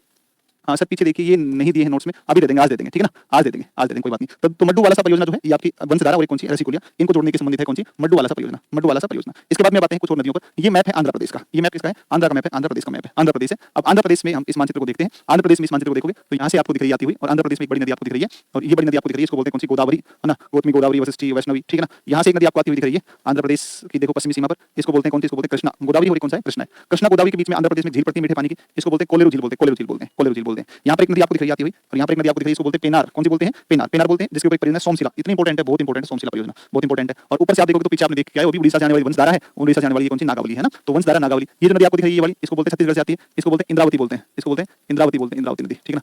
इंद्रावती नदी बोलते हैं, इंद्रावती नदी बोलते हैं, ठीक है, इंद्रावती नदी बोलते हैं इसको, ठीक है ना। और यहाँ से आपकी एक स्वर्ण रेखा अलग है, ये स्वर्णमुखी है आंध्र प्रदेश में, और ये पलार है, ये कौन सी है? आपकी पलार है। तो अब हम जो बात करेंगे वो बात करेंगे गोदावरी के बारे में, गोदावरी की सहायक नदियों के बारे में, गोदावरी की परियोजनाओं के बारे में, फिर गोदावरी के बाद कृष्णा, फिर उसके बाद में आपकी पेन्नार, स्वर्णमुखी, और ये सब बात करेंगे। और स्वर्णमुखी के दक्षिण में आप देखोगे तो स्वर्णमुखी के दक्षिण में आपको एक झील दिखती है, इसका नाम है पुलिकट। कौन झील है? पुलिकट, ठीक है ना। तो ये पुलिकट झील आपकी पड़ेगी। तो अपन एक एक करके एक बार आते हैं। सबसे पहले आते हैं गोदावरी नदी पर आते हैं। गोदावरी देखो, गोदावरी की बात करते हैं, गोदावरी नदी की बात करते हैं। तो गोदावरी की बात करोगे ना तो सुनो भाई, ध्यान दो, गोदावरी और गोदावरी और कावेरी, ठीक है ना। देखो गोदावरी और एक कौन सी? कावेरी। एक गोदावरी है और एक नदी कौन सी? कावेरी। एक गोदावरी है और एक नदी कौन सी? कावेरी। सुनिए एक बार ध्यान से, अगर मैं गोदावरी और कावेरी नदी की बात करता हूँ, गोदावरी और कावेरी की बात करता हूँ, तो गोदावरी कहते हैं, गोदावरी को बोलते हैं और इसको बोलते हैं क्या? इसको बोलते हैं दक्षिणी गंगा बोलते हैं, इसको बोलते हैं दक्षिणी गंगा। और कावेरी है ना, इसको बोलते हैं दक्षिण भारत की गंगा, दक्षिण भारत की गंगा बोलते हैं, दक्षिण भारत की गंगा बोलते हैं। गोदावरी और कृष्णा के दो अलग नाम है, एक को गोदावरी को बोलते हैं दक्षिणी गंगा, देखो जिसका नाम बड़ा गोदावरी, गोदावरी चार अक्षर वाला नाम, बड़ा नाम, उसकी संज्ञा छोटी है दक्षिण गंगा, छोटा नाम कावेरी, कावेरी नाम छोटा, उसकी संज्ञा क्या है? बड़ी, दक्षिण भारत की गंगा। तो बड़ा नाम छोटी संज्ञा, छोटा नाम बड़ी संज्ञा, ठीक है ना। तो गोदावरी क्या कहलाती है? गोदावरी कहलाती है दक्षिणी गंगा, और दक्षिण गंगा, और जो कावेरी है इसको कहते हैं दक्षिण भारत की गंगा, दक्षिण भारत की गंगा। और मैं कृष्णा के बारे में बताया ना, कृष्णा नाम की महिला जो है दूध लेने जाती है आड़ोस पड़ोस में और पंचायत जाकर करती है, तो पंचगंगा दूध गंगा किसकी सहायक है? कृष्णा की सहायक है, कृष्णा की सहायक दूध गंगा और पंचगंगा, ठीक है ना, वो ध्यान रखना। तो गोदावरी जो है ये दक्षिण भारत की सबसे लंबी नदी है ना, सबसे बड़ी नदी है दक्षिण भारत की, इसलिए इसको दक्षिणी गंगा या फिर इसको हम जो है बूढ़ी गंगा या व्रत गंगा के नाम से भी जानते हैं, व्रत गंगा के नाम से जानते हैं। प्रायद्वीप भारत की सबसे लंबी नदी है, सबसे लंबी नदी प्रायद्वीप भारत की, पता है भारत की सबसे लंबी नदी है जिसका उद्गम और मुहाना दोनों भारत में है। देखो भारत की सबसे लंबी नदी गंगा है, लेकिन गंगा की बात करते हैं तो गंगा का उद्गम जो है वो भारत में है, लेकिन गंगा का जो है वो मुहाना जो है वो भारत में। गंगा का मुहाना कहाँ पर है? गंगा का मुहाना बंगाल के अंदर है, इसलिए गंगा जो है वो गंगा आपकी सबसे लंबी नदी भारत की आएगी, लेकिन उद्गम और मुहाना दोनों अलग अलग है, उद्गम भारत, मुहाना बांग्लादेश। लेकिन गोदावरी की जब बात करोगे तो गोदावरी नदी का उद्गम भी भारत में है और गोदावरी नदी का जो मुहाना है वो मुहाना भी आपका कहां पर पड़ता है? मुहाना भी भारत में है। इसलिए ऐसी सबसे लंबी जिसका उद्गम और मुहाना दोनों भारत में हो वह कौन सी? आपकी ये आपकी गोदावरी। गोदावरी की लंबाई 1465 किलोमीटर है ना, तो 1465 किलोमीटर है, ठीक है ना। रेस में बार-बार मैप देखो और पढ़ो, याद हो जाएगा। हाँ सही बात है, कोई ट्रिक नहीं है, कर अभ्यास से जड़मति होत सुजान रसरी आवत जात सिल पर परत निशान, ठीक है ना। तो बार-बार जब चीजों का अभ्यास करने से एक मूर्ख व्यक्ति भी सुजान या विद्वान हो सकता है ना। तो ये है कि आप लोग प्रैक्टिस करेंगे तो आप भी जो है चीजों को ठीक से याद कर पाएंगे, ठीक है ना। तो ये आपकी बात है। अब सुनो आप, गोदावरी का जो बेसिन है, ये गोदावरी का बेसिन 3,12,812 किलोमीटर, 312,812 312,812 गोदावरी का बेसिन याद कर लेना, 312,812 312,812 312,812 स्क्वायर किलोमीटर है, 312,812 स्क्वायर किलोमीटर है, जो संपूर्ण भारत के कुल भौगोलिक क्षेत्रफल का लगभग 1/10वां भाग है। इसका जो जलग्रहण है, इसके जलग्रहण का 49% लगभग आधा किसमें? महाराष्ट्र में है। 49% कहां पर है? महाराष्ट्र के अंदर। लगभग 49% कहां पर है? महाराष्ट्र में, महाराष्ट्र में, है ना। 49% कहां पर है? महाराष्ट्र में, 49% कहां पर है? महाराष्ट्र के अंदर आएगा। 20% एमपी छत्तीसगढ़ में, 20% एमपी छत्तीसगढ़, और शेष जो बच गया, शेष बच गया आपका 31% के आसपास, वो आपका बचता है कहां पर? वो बचता है आपका जो बच गया आपका तेलंगाना का क्षेत्र बच गया या फिर आंध्र प्रदेश बच गया, बाकी उसमें पड़ेगा। तो 1465 किलोमीटर लंबाई है। देखो महाराष्ट्र से निकलती है, महाराष्ट्र से निकल करके और ये तेलंगाना जाती है, तेलंगाना के बाद में आंध्र प्रदेश, महाराष्ट्र तेलंगाना आंध्र प्रदेश, और बहती हुई बंगाल की खाड़ी में, है ना। अब देखो इसका अपवाह तंत्र, आप देखो इस डायग्राम को आप थोड़ा सा समझने का प्रयास करो मेरे भाई, थोड़ा सा समझने का प्रयास करो। ये डायग्राम आप देखो एक बार, इस डायग्राम को आप देखो, इस डायग्राम को देख करके और कुछ समझने की कोशिश करो एक बार, इसको आराम से तसल्ली से, इसको तसल्ली से देखो ना। हाँ इसको तसल्ली से देखो आप, इसको तसल्ली से देखो,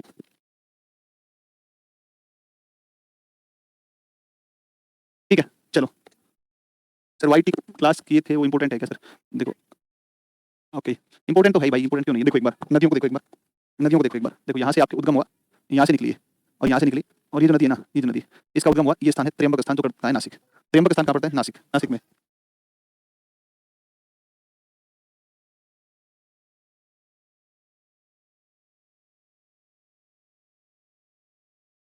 अब देखो उद्गम इसका जो होता है ना, वो उद्गम होता है कहाँ से? तो उद्गम होता है ओरिजिन त्र्यंबक स्थान से होता है, नासिक महाराष्ट्र के अंदर ना। तो त्र्यंबक स्थान से निकलती है, यहाँ से निकलने के बाद में आगे बहती है, आगे बहती है। इसमें एक नदी आकर मिलती है प्रवरा, इधर से एक नदी आकर मिलती है पूर्णा। तो देखो इधर से प्रवरा, इधर से मेरी पूर्णा, आगे चली भाई सब आगे चली, आगे इसमें एक नदी आकर मिलती है मंजरा। ये बहुत इंपॉर्टेंट नदी है, दाएं तट से मिलने वाली सबसे बड़ी सहायक नदी कौन सी है? मंजरा है। दाएं तट से मिलने वाली बड़ी सहायक नदी को मंजरा। इसके बाद आगे चली, इसमें एक नदी आई जिसका नाम पेन गंगा, इसमें आई वेन गंगा, है ना। एक आई आपकी वेन गंगा, सॉरी वर्धा आई, वर्धा के बाद कौन सी? वेन गंगा। तो पेन गंगा आ गई, एक वर्धा आ गई, एक वेन गंगा आ गई, और ये फिर सब मिलकर कहलाती है। देखो पेन गंगा वेन गंगा मिलकर कहलाते हैं प्राणहिता, पेन गंगा वेन गंगा मिलकर कहलाते हैं प्राणहिता, और प्राणहिता गोदावरी से मिली, तेलंगाना में स्थान पड़ता है कालेश्वरम, और यहाँ पे एक परियोजना है कालेश्वरम लिफ्ट सिंचाई परियोजना। वापस सुनो मैंने क्या कहा, गोदावरी निकली यहाँ से, गोदावरी जब यहाँ से निकली तो मिली प्रवरा, गोदावरी मिली जिसका नाम पूर्णा, प्रवरा पूर्णा मिली, आगे चली, इसमें मिली एक नदी जिसका नाम मंजरा, इसका नाम कौन सी है? मंजरा, इसका नाम कौन सी? मंजरा। आगे चली, आगे इसमें एक नदी आई इधर से पेनगंगा, इधर से आई वेनगंगा, एक आई इसमें वर्धा, पेनगंगा वेनगंगा दोनों मिलकर के, और ये कहलाती है प्राणहिता। और ये प्राणहिता आकर एक स्थान पड़ता है तेलंगाना में कालेश्वरम, वहां पर आकर के और गोदावरी से मिल गई। और जब गोदावरी से मिली तो इसको हमने कह दिया, इसको हमने कह दिया कालेश्वरम लिफ्ट सिंचाई परियोजना, कालेश्वरम लिफ्ट सिंचाई परियोजना, कालेश्वरम लिफ्ट सिंचाई परियोजना, ठीक है ना। कालेश्वरम लिफ्ट सिंचाई परियोजना, और फिर ये आगे चली, आगे इसमें नदी आकर मिलती है, इसको बोलते हैं कौन सी? इसको बोलते हैं इंद्रावती, ठीक है ना। प्राणहिता मिली, प्राणहिता के बाद कौन मिली? इंद्रावती, है ना। प्राणहिता मिली, फिर इंद्रावती मिली, इसके बाद में आगे चली और इसमें नदी वो मिलती है आकर सबरी, और फिर ये आगे बहती है आंध्र प्रदेश में, और ये गिरती है जाकर के कहां पर? ये गिरती है बंगाल की खाड़ी में। जब बंगाल खाड़ी में गिरती है तो धवलेश्वरम नामक स्थान से तीन धाराओं में बढ़ जाती है। एक धारा वशिष्ठी गोदावरी, एक धारा वैष्णवी गोदावरी, और एक धारा गौतमी गोदावरी। तो वशिष्ठी गोदावरी, वैष्णवी गोदावरी और गौतमी गोदावरी, ये तीन धाराएं आपकी गिरती हैं, और तीनों धाराएं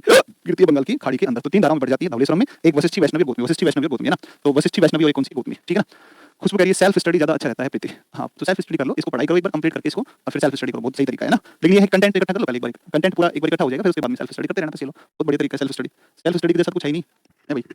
हाँ चलिए आगे चलें, अगली बात पर चलें, नेक्स्ट नेक्स्ट चलते हैं, नेक्स्ट नेक्स्ट चलते हैं अपने। अब देखो आप, तो ये हो गया आपका कुल मिलाकर के गोदावरी का तंत्र। अब इनके बारे में क्या खास बातें हैं तो सुनिए जरा एक बार, सुनिएगा एक बार। चलो चलो सर जी प्लीज थोड़ा जल्दी कीजिए, मेरा एग्जाम है 11 बजे से। सेल्फ स्टडी अच्छी बात है पर एक गुरु चाहिए राह दिखाने के लिए। अच्छा जी, क्या क्या बातें कर रहे हो तुम लोग यार, बातें मत करो भाई, बातें नहीं करो यार, पढ़ाई करो, पढ़ाई पढ़ाई पढ़ाई पढ़ाई पढ़ाई।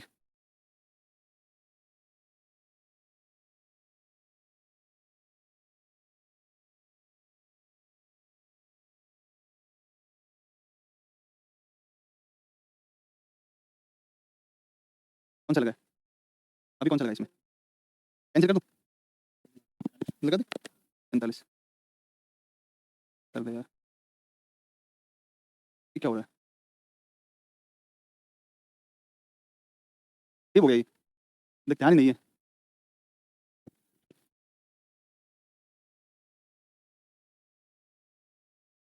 क्या कर रहे हो तुम, पता नहीं यार।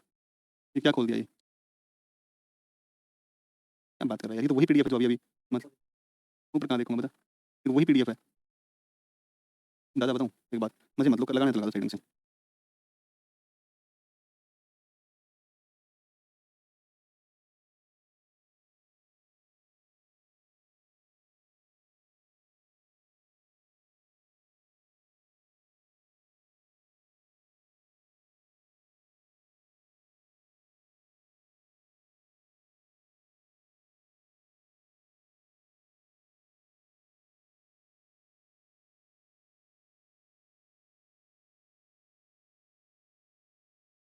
चलो आगे देखो अब इसमें, तो ये आपने गोदावरी का, आगे देखो गोदावरी के अंदर, गोदावरी में आगे देखो आगे देखो आगे देखो आगे देखो, इसमें देखो आप आगे अगली बात पर आप आओ, नेक्स्ट नेक्स्ट आप आओगे इसमें, तो इसमें आपको समझ में आएगा कि सर यहाँ पर आपका जो है गोदावरी पर तेलंगाना में कालवेश्वरम लिफ्ट परियोजना है, और आंध्र प्रदेश में इसके ऊपर एक परियोजना है जिसका नाम है पोलावरम। बहुत इंपॉर्टेंट पोलावरम, पोलावरम बहुत इंपॉर्टेंट ध्यान रखना है ना। तो पोलावरम बहुत इंपॉर्टेंट है। गोदावरी की सहायक नदी पूर्णा नदी में, गोदावरी की सहायक कौन सी है? पूर्णा नदी में मिलने वाली दूधना नदी पर अपर दूधना डैम बनाया गया महाराष्ट्र में, ठीक है। वेनगंगा नदी पर एमपी में स्थित भीमगढ़ संजय सरोवर बांध, देखो एक नाम लिया भीमगढ़ संजय सरोवर बांध। वेनगंगा नदी पर एमपी में कौन सा है? भीमगढ़ संजय सरोवर बांध, भीमगढ़ संजय सरोवर बांध। ये भीमगढ़ संजय सरोवर बांध एशिया का सबसे बड़ा मिट्टी से निर्मित बांध है। एशिया का सबसे बड़ा मिट्टी से निर्मित जो बांध है वो कौन सा है? भीमगढ़ संजय सरोवर बांध, भीमगढ़ संजय सरोवर बांध, भीमगढ़ संजय सरोवर बांध मिट्टी निर्मित बांध है, एशिया का सबसे बड़ा, ठीक है ना। फिर आप देखो इसमें इंद्रावती नदी उड़ीसा के कालाहांडी क्षेत्र से उद्गमित होकर छत्तीसगढ़ में दंडकारण्य से प्रवाहित होती हुई और गोदावरी मिल जाती है। तो इंद्रावती जो नदी इंद्रावती उड़ीसा के कालाहांडी से निकलती है, उड़ीसा के कहां से निकलती है? कालाहांडी, इससे उद्गमित होती है कालाहांडी से, छत्तीसगढ़ में दंडकारण्य से बहती है, छत्तीसगढ़ में दंडकारण्य से बहती है और फिर वो जाकर गिरती है कहां पर? गोदावरी में गिरती है, गोदावरी लेकर जाती है बंगाली खाड़ी में। इंद्रावती जो नदी है इंद्रावती, ये दंडकारण्य से बह रही है इंद्रावती। इंद्रावती कहां से बहती है? दंडकारण्य से बहती है इंद्रावती। और इंद्रावती जो नदी है ना, इस इंद्रावती नदी पर, इंद्रावती नदी के ऊपर छत्तीसगढ़ में जलप्रपात है और इसका नाम है चित्रकोट, है ना, चित्रकोट है। इंद्रावती पर कौन सा? चित्रकोट जलप्रपात है। इंद्रावती दंडकारण्य की मुख्य नदी है, ध्यान रखना। और इंद्रावती जो नदी है ना, इस पर चित्रकोट है, इसको भारत का न्यागरा कहा जाता है, भारत का न्यागरा कहा जाता है। तो भारत का न्यागरा जो है चित्रकोट को कहा जाता है, छत्तीसगढ़ में इंद्रावती नदी पर स्थित जलप्रपात है। इंद्रावती पर स्थित जलप्रपात है चित्रकोट जलप्रपात, चित्रकोट जलप्रपात, ठीक है, चित्रकोट जलप्रपात आएगा। ऐसे ही एक नदी आती है कृष्णा, कृष्णा नदी का उद्गम होता है, ये आपकी पहली बात तो ये समझो आप, महाबलेश्वर से निकलने वाली कृष्णा महाराष्ट्र में, महाबलेश्वर से निकलती है महाराष्ट्र में, और महाराष्ट्र में ये निकलती है, और ये महाबलेश्वर से निकल करके और फिर ये आपकी महाराष्ट्र के बाद में कर्नाटक, तेलंगाना, आंध्र प्रदेश इन राज्यों से बहती है, गिरती है बंगाली खाड़ी में। प्रायद्वीप भारत की गोदावरी के बाद दूसरी सबसे लंबी, गोदावरी जहां 1465 है, वहीं इसकी जो लंबाई है वो 1400 किलोमीटर के आसपास है, 1401 किलोमीटर आपको मिल सकती है। तो महाबलेश्वर से निकलेगी, गोदावरी के बाद दूसरी सबसे लंबी नदी होगी, और इसके जलग्रहण क्षेत्र का 27% केवल महाराष्ट्र में है, 44% कर्नाटक है, ध्यान रखना। कृष्णा का 44% जलग्रहण कहां पर है? कर्नाटक है, 29% तेलंगाना है, 29% कहां पर है? तेलंगाना है, और फिर बाकी जो है आंध्र प्रदेश, तेलंगाना और आंध्र प्रदेश में है, फिर गिरती है बंगाल खाड़ी में। तो निकल कहां से रही है? महाराष्ट्र, जाकारी कर्नाटक, उसके बाद महाराष्ट्र, उसके बाद में कर्नाटक, महाराष्ट्र, फिर उसके बाद में आंध्र प्रदेश। अब देखो कृष्णा पर जो डैम बने, देखो इसमें आप ऐसे याद कर लो, मैं तो देखो ऐसे याद किया, जुगाड़ करके याद किया, मैं तो ऐसे जुगाड़ करके जैसे मैंने याद किया बता दे रहा हूं, है ना, कैसे याद किया मुझे याद नहीं होता। अलमाटी, मतलब मैंने ऐसी व्यवस्था लगाई, अलमाटी, तो मैंने ऐसे ही उच्चारण में कर्नाटक, अलमाटी कर्नाटक, अलमाटी कर्नाटक, अलमाटी कर्नाटक, कृष्णा पर अलमाटी कर्नाटक, है ना। देखो तेलंगाना कौन सा है? तेलंगाना, तेलंगाना पीछे देखो नागार्जुन, तेलंगाना मतलब नागार्जुन, है ना, तेलंगाना मतलब नागार्जुन सागर, नागार्जुन सागर। तेलंगाना में कौन सा है? नागार्जुन सागर। तेलंगाना में कौन सा है? नागर। अलमाटी कर्नाटक, अलमाटी कर्नाटक, अलमाटी कर्नाटक, तेलंगाना नागार्जुन, तेलंगाना नागार्जुन, तेलंगाना नागार्जुन, ठीक है ना। फिर एक है आपका आंध्र प्रदेश, आंध्र प्रदेश की बात करेंगे ना, आंध्र प्रदेश, तो आंध्र प्रदेश में है श्रीशैलम, देखो आंध्र प्रदेश में है श्रीशैलम, है श्रीशैलम, श्रीशैलम है, ठीक है ना, श्रीशैलम। आंध्र, आंध्र रेखी मत, आंध्र श्री, आंध्र श्री, आंध्र श्री, आंध्र श्री, है ना, ऐसे याद कर लो, आंध्र में श्रीशैलम, आंध्र में श्रीशैलम। तो कर्नाटक में अलमाटी, कर्नाटक में अलमाटी, नागार्जुन सागर तेलंगाना, और श्रीशैलम आंध्र प्रदेश में, आंध्र प्रदेश में, ऐसे करके कुछ याद कर लो, लिंक करके याद कर लो, एक बार याद हुआ बस, फिर दोबारा भूलने का काम नहीं रहेगा, ठीक है ना। अब देखो कृष्णा में जो दाएं तरफ से मिलती है कोयना, मालप्रभा, घाटप्रभा, तुंगभद्रा, दाएं तरफ से कृष्णा में कोयना, मालप्रभा, देखो कोयना मिलती है, कोयना मिलती है, मालप्रभा मिलती है, घाटप्रभा मिलती है, तुंगभद्रा मिलती है, पंचगंगा, दूधगंगा, और बाएं तरफ से उल्टे हाथ से मूसी और भीमा, मूसी और भीमा। मूसी वही नदी है जिसके किनारे स्थित आपका कौन सा? मूसी के किनारे स्थित आपका कौन? हैदराबाद नगर बसा हुआ है, मूसी भीमा। ये बाएं तरफ से मूसी भीमा, और दाएं तरफ से कोयना, मालप्रभा, मालप्रभा, घाटप्रभा, तुंगभद्रा, पंचगंगा, ये सब मिलती है दाएं तरफ से, मिलती है दाएं तरफ से। तो दाएं तरफ से आप देखोगे तो देखो यहाँ से महाबलेश्वर निकल के कौन? कृष्णा, ये यहाँ से कृष्णा बह रही है, कृष्णा, कृष्णा में यहाँ से कौन मिली? मूसी नदी, मूसी किनारे कौन बसा हुआ है? मूसी किनारे बसा हुआ है हैदराबाद, हैदराबाद, हैदराबाद और सिकंदराबाद, इनको जो झील करती है उसका नाम है कौन सी? उसके नाम है उसका नाम है आपकी हुसैन सागर। तो ध्यान रखना, हैदराबाद सिकंदराबाद, हैदराबाद व सिकंदराबाद, हैदराबाद सिकंदराबाद व सिकंदराबाद के मध्य झील कौन सी है? सिकंदराबाद, सिकंदराबाद के मध्य, हैदराबाद और सिकंदराबाद के मध्य, ठीक है ना, के मध्य, ठीक है ना। तो ये जो है हैदराबाद और सिकंदराबाद के बाद जाती है हुसैन सागर झील आती है, हुसैन सागर झील आती है, हुसैन सागर झील आती है, ठीक है ना, हुसैन सागर झील आती है, हुसैन सागर, ठीक है ना, हुसैन सागर झील आती है, हुसैन सागर झील आती है, ठीक है, हुसैन सागर झील आएगी हैदराबाद और सिकंदराबाद के बीच में आएगी, हैदराबाद और सिकंदराबाद के बीच में हुसैन सागर झील आएगी, हुसैन सागर झील, ठीक है ना, हुसैन सागर झील आती है, ठीक है ना, ये आती है हुसैन सागर झील आती है, ठीक है। फिर देखो आप बच्चा ध्यान दो, इस कृष्णा में, इस कृष्णा नदी के अंदर एक नदी आकर मिलती है, कृष्णा मिलती है आकर के, और कृष्णा के अंदर आपकी नदी मिलती है, और इसका जो नाम है, इसका नाम है कृष्णा, कृष्णा नदी, और इधर एक आपकी नदी मिलती है कौन सी इधर से, इसका नाम है कौन सी, इसका नाम है ये है आपका यहाँ से भद्रा, और एक नदी आती है तुंगा, भद्रा और तुंगा, तो भद्रा और तुंगा इसको बोलते हैं तुंगभद्रा। कृष्णा की सबसे बड़ी सहायक नदी कौन सी है, तुंगभद्रा। इसके बीच में एक दोआब पड़ता है, इसका नाम है रायचूर दोआब, इसका नाम आएगा रायचूर दोआब, आएगा रायचूर दोआब, ध्यान रखना रायचूर दोआब, ठीक है ना, बहुत इंपॉर्टेंट है। और रायचूर दोआब इसमें आ जाता है, कृष्णा और तुंगभद्रा के अंदर रायचूर दोआब है। तुंगभद्रा कृष्णा की सबसे बड़ी सहायक नदी, जिसके किनारे विजयनगर साम्राज्य की राजधानी हम्पी स्थित है। तो इस तुंगभद्रा किनारे कौन आएगा, हम्पी। 1333 में स्थापना हुई विजयनगर की, हरिहर बुक्का ने स्थापित किया था। और विजयवाड़ा नगर कृष्णा नदी के किनारे आंध्र प्रदेश में है, तो आंध्र प्रदेश में विजयवाड़ा, और विजयवाड़ा के अंदर स्थापित की गई है statue of social justice, Vijayawada के अंदर, ध्यान रखना statue of social justice, statue of social justice, ये देखो एक बार statue of social justice, statue of social justice, statue of social justice, है ना, स्टैचू ऑफ सोशल जस्टिस, ये आपका कहां पर है, स्टैचू ऑफ सोशल जस्टिस, ठीक है। 19 जनवरी 2024 को अनावरण किया गया था statue of social justice, doctor Bhimrao Ambedkar साहब की क्या है इसमें प्रतिमा लगी है। मूर्तिकार वही मूर्तिकार थे जिन्होंने बनाया था, वही मूर्तिकार है जिन्होंने बनाया था आपका किसका डिजाइन, तो स्टैचू ऑफ यूनिटी का बनाया था, तो डॉक्टर भीमराव अंबेडकर की ये मूर्ति है। और देखो इस पेडेस्टल, इसको नीचे जिसके ऊपर है इसको पेडेस्टल बोलते हैं, पेडेस्टल 81 मीटर है और मूर्ति कुल 125 है, तो 206 मीटर, 206 फीट, 206 फीट है ना, 206 फीट ऊंची है, विजयवाड़ा के अंदर स्थापित किया गया, ठीक है ना, विजयवाड़ा में इसको स्थापित किया गया है, ठीक है। नेक्स्ट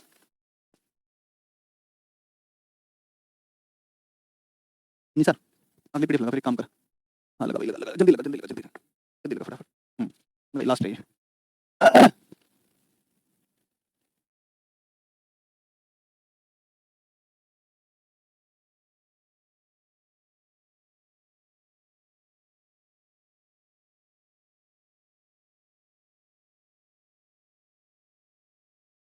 अच्छा, ये एक्चुअल में ना बहुत इंपॉर्टेंट प्रश्न है, इस प्रश्न को याद कर लेना, कौन सी नदी, नेक्स्ट क्या है, चा चा ये नेक्स्ट क्या है आपका, एक नदी पेनार, है ना, ये वाला क्वेश्चन बहुत फेमस है, गांडीकोटा, गांडीकोटा है, गांडीकोटा, ये बहुत पॉपुलर क्वेश्चन है भाई, इतना क्वेश्चन है, इतना इंपॉर्टेंट क्वेश्चन है बच्चा, ये एक्चुअल में ना बहुत इंपॉर्टेंट प्रश्न है, इस प्रश्न को याद कर लेना, कौन सी नदी जो है, और कौन सी नदी है, कौन सी नदी है, हाँ कौन सी नदी है जिसके ऊपर गांडीकोटा घाटी है ना,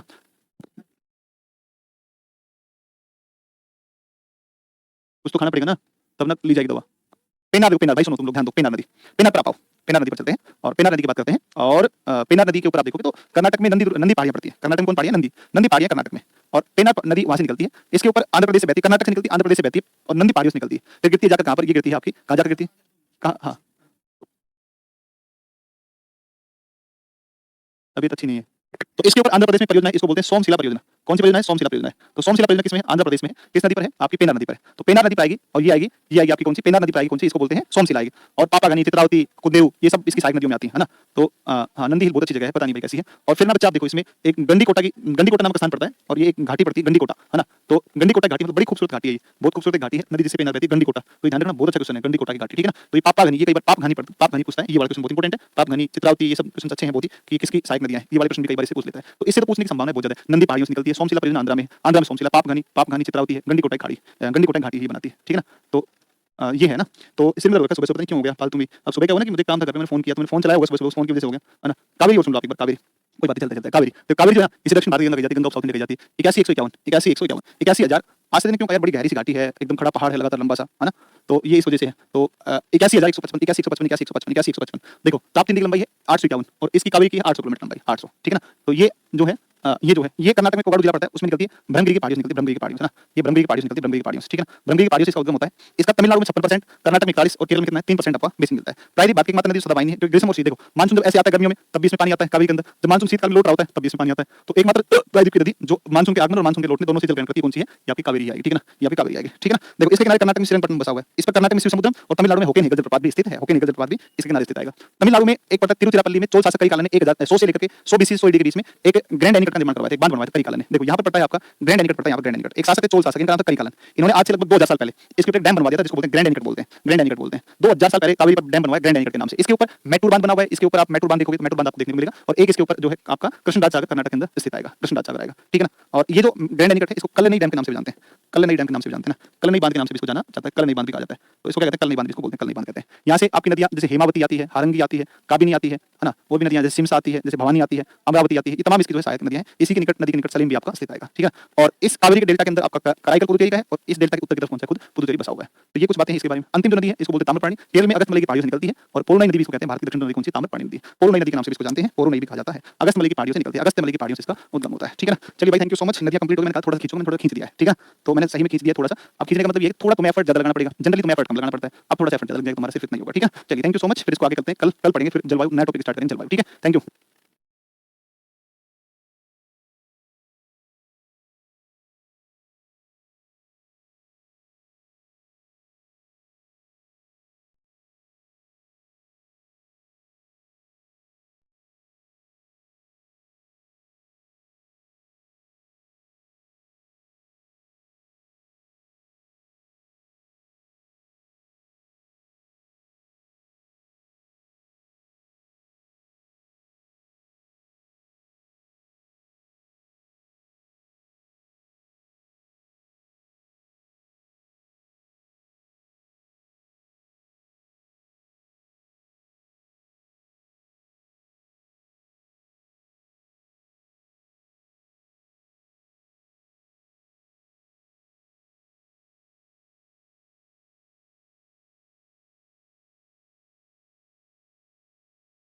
महासागर में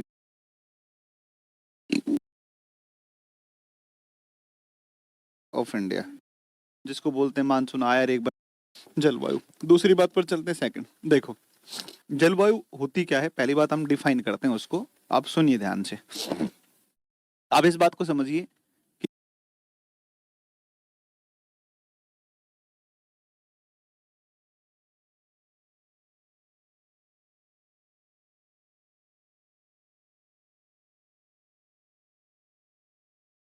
पुल 9.15 किलोमीटर का निर्माण किया गया।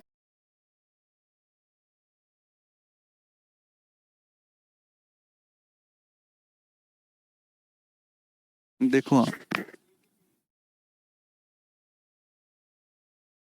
डिलीट कर दो।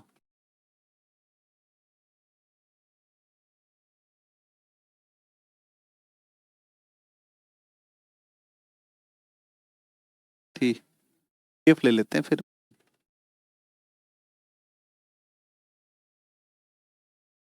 बाद में देखें। अच्छा 39 है क्या?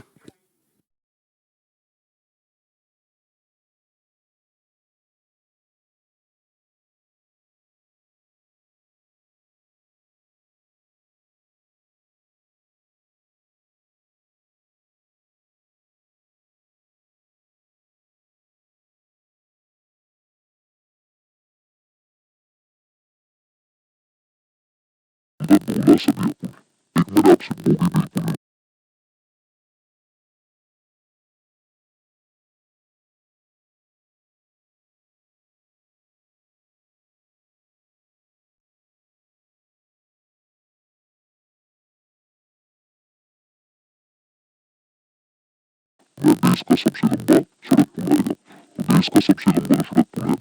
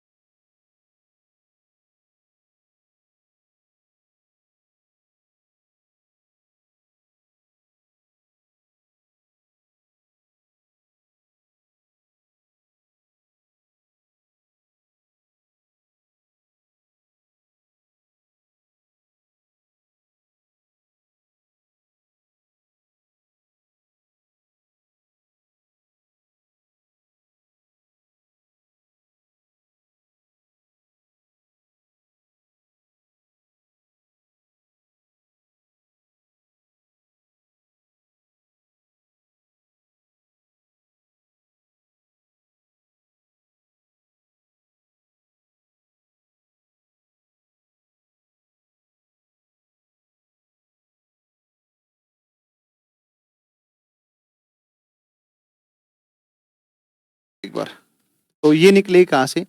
तो ये निकले कहाँ से? ये मानसरोवर झील झील झील झील झील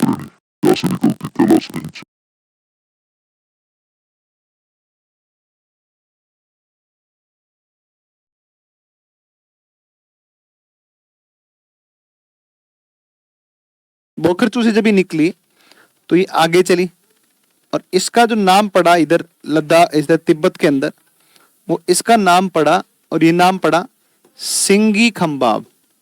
इसका नाम पड़ा क्या? इसका नाम पड़ा सिंगी खंबाब, सिंगी खंबाब नाम पड़ा। और भाई साहब सिंगी खंबाब जो नाम पड़ा, इसका अर्थ या इसका मीनिंग होता है, और इसका अर्थ होता है, और इसका अर्थ होता है शेरमुखी। इसका अर्थ क्या होता है? शेरमुखी, शेर के मुख के समान, है ना। तो सिंगी खंबाब जो है वो सिंगी खंबाब कहा जाता है किसको? सिंधु को। कहाँ कहा जाता है? तिब्बत में कहा जाता है।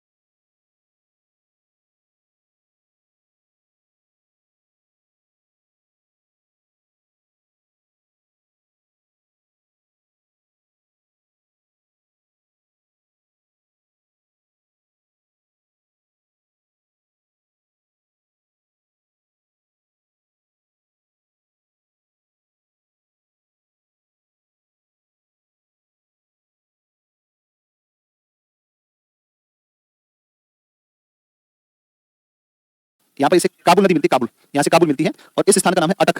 कौन सा स्थान पड़ता है? अटक स्थान पड़ता है। इस अटक स्थान पर पहली बार मैदानों में प्रवेश, प्रथम मैदानों में प्रवेश, प्रथम बार मैदानों में प्रवेश, प्रथम बार मैदानों में प्रवेश, प्रथम बार मैदानों में प्रवेश ये कर जाती है। अटक में पहली बार मैदानों में प्रवेश करती है। फिर ये पंचनद का जल लेती है, 5 नदियां झेलम, चिनाब, रावी, सतलज, इस पंचनद का जल लेती है। और पंचनद का जल लेती है जिस स्थान पर, उस स्थान का नाम है भाई, इसका नाम है मीठनकोट स्थान है। कौन सा स्थान पड़ता है? मीठनकोट स्थान, मीठनकोट। और मीठनकोट स्थान पर ये पंचनद का पानी लेकर गिरती है कराची शहर के पूर्व में अरब सागर।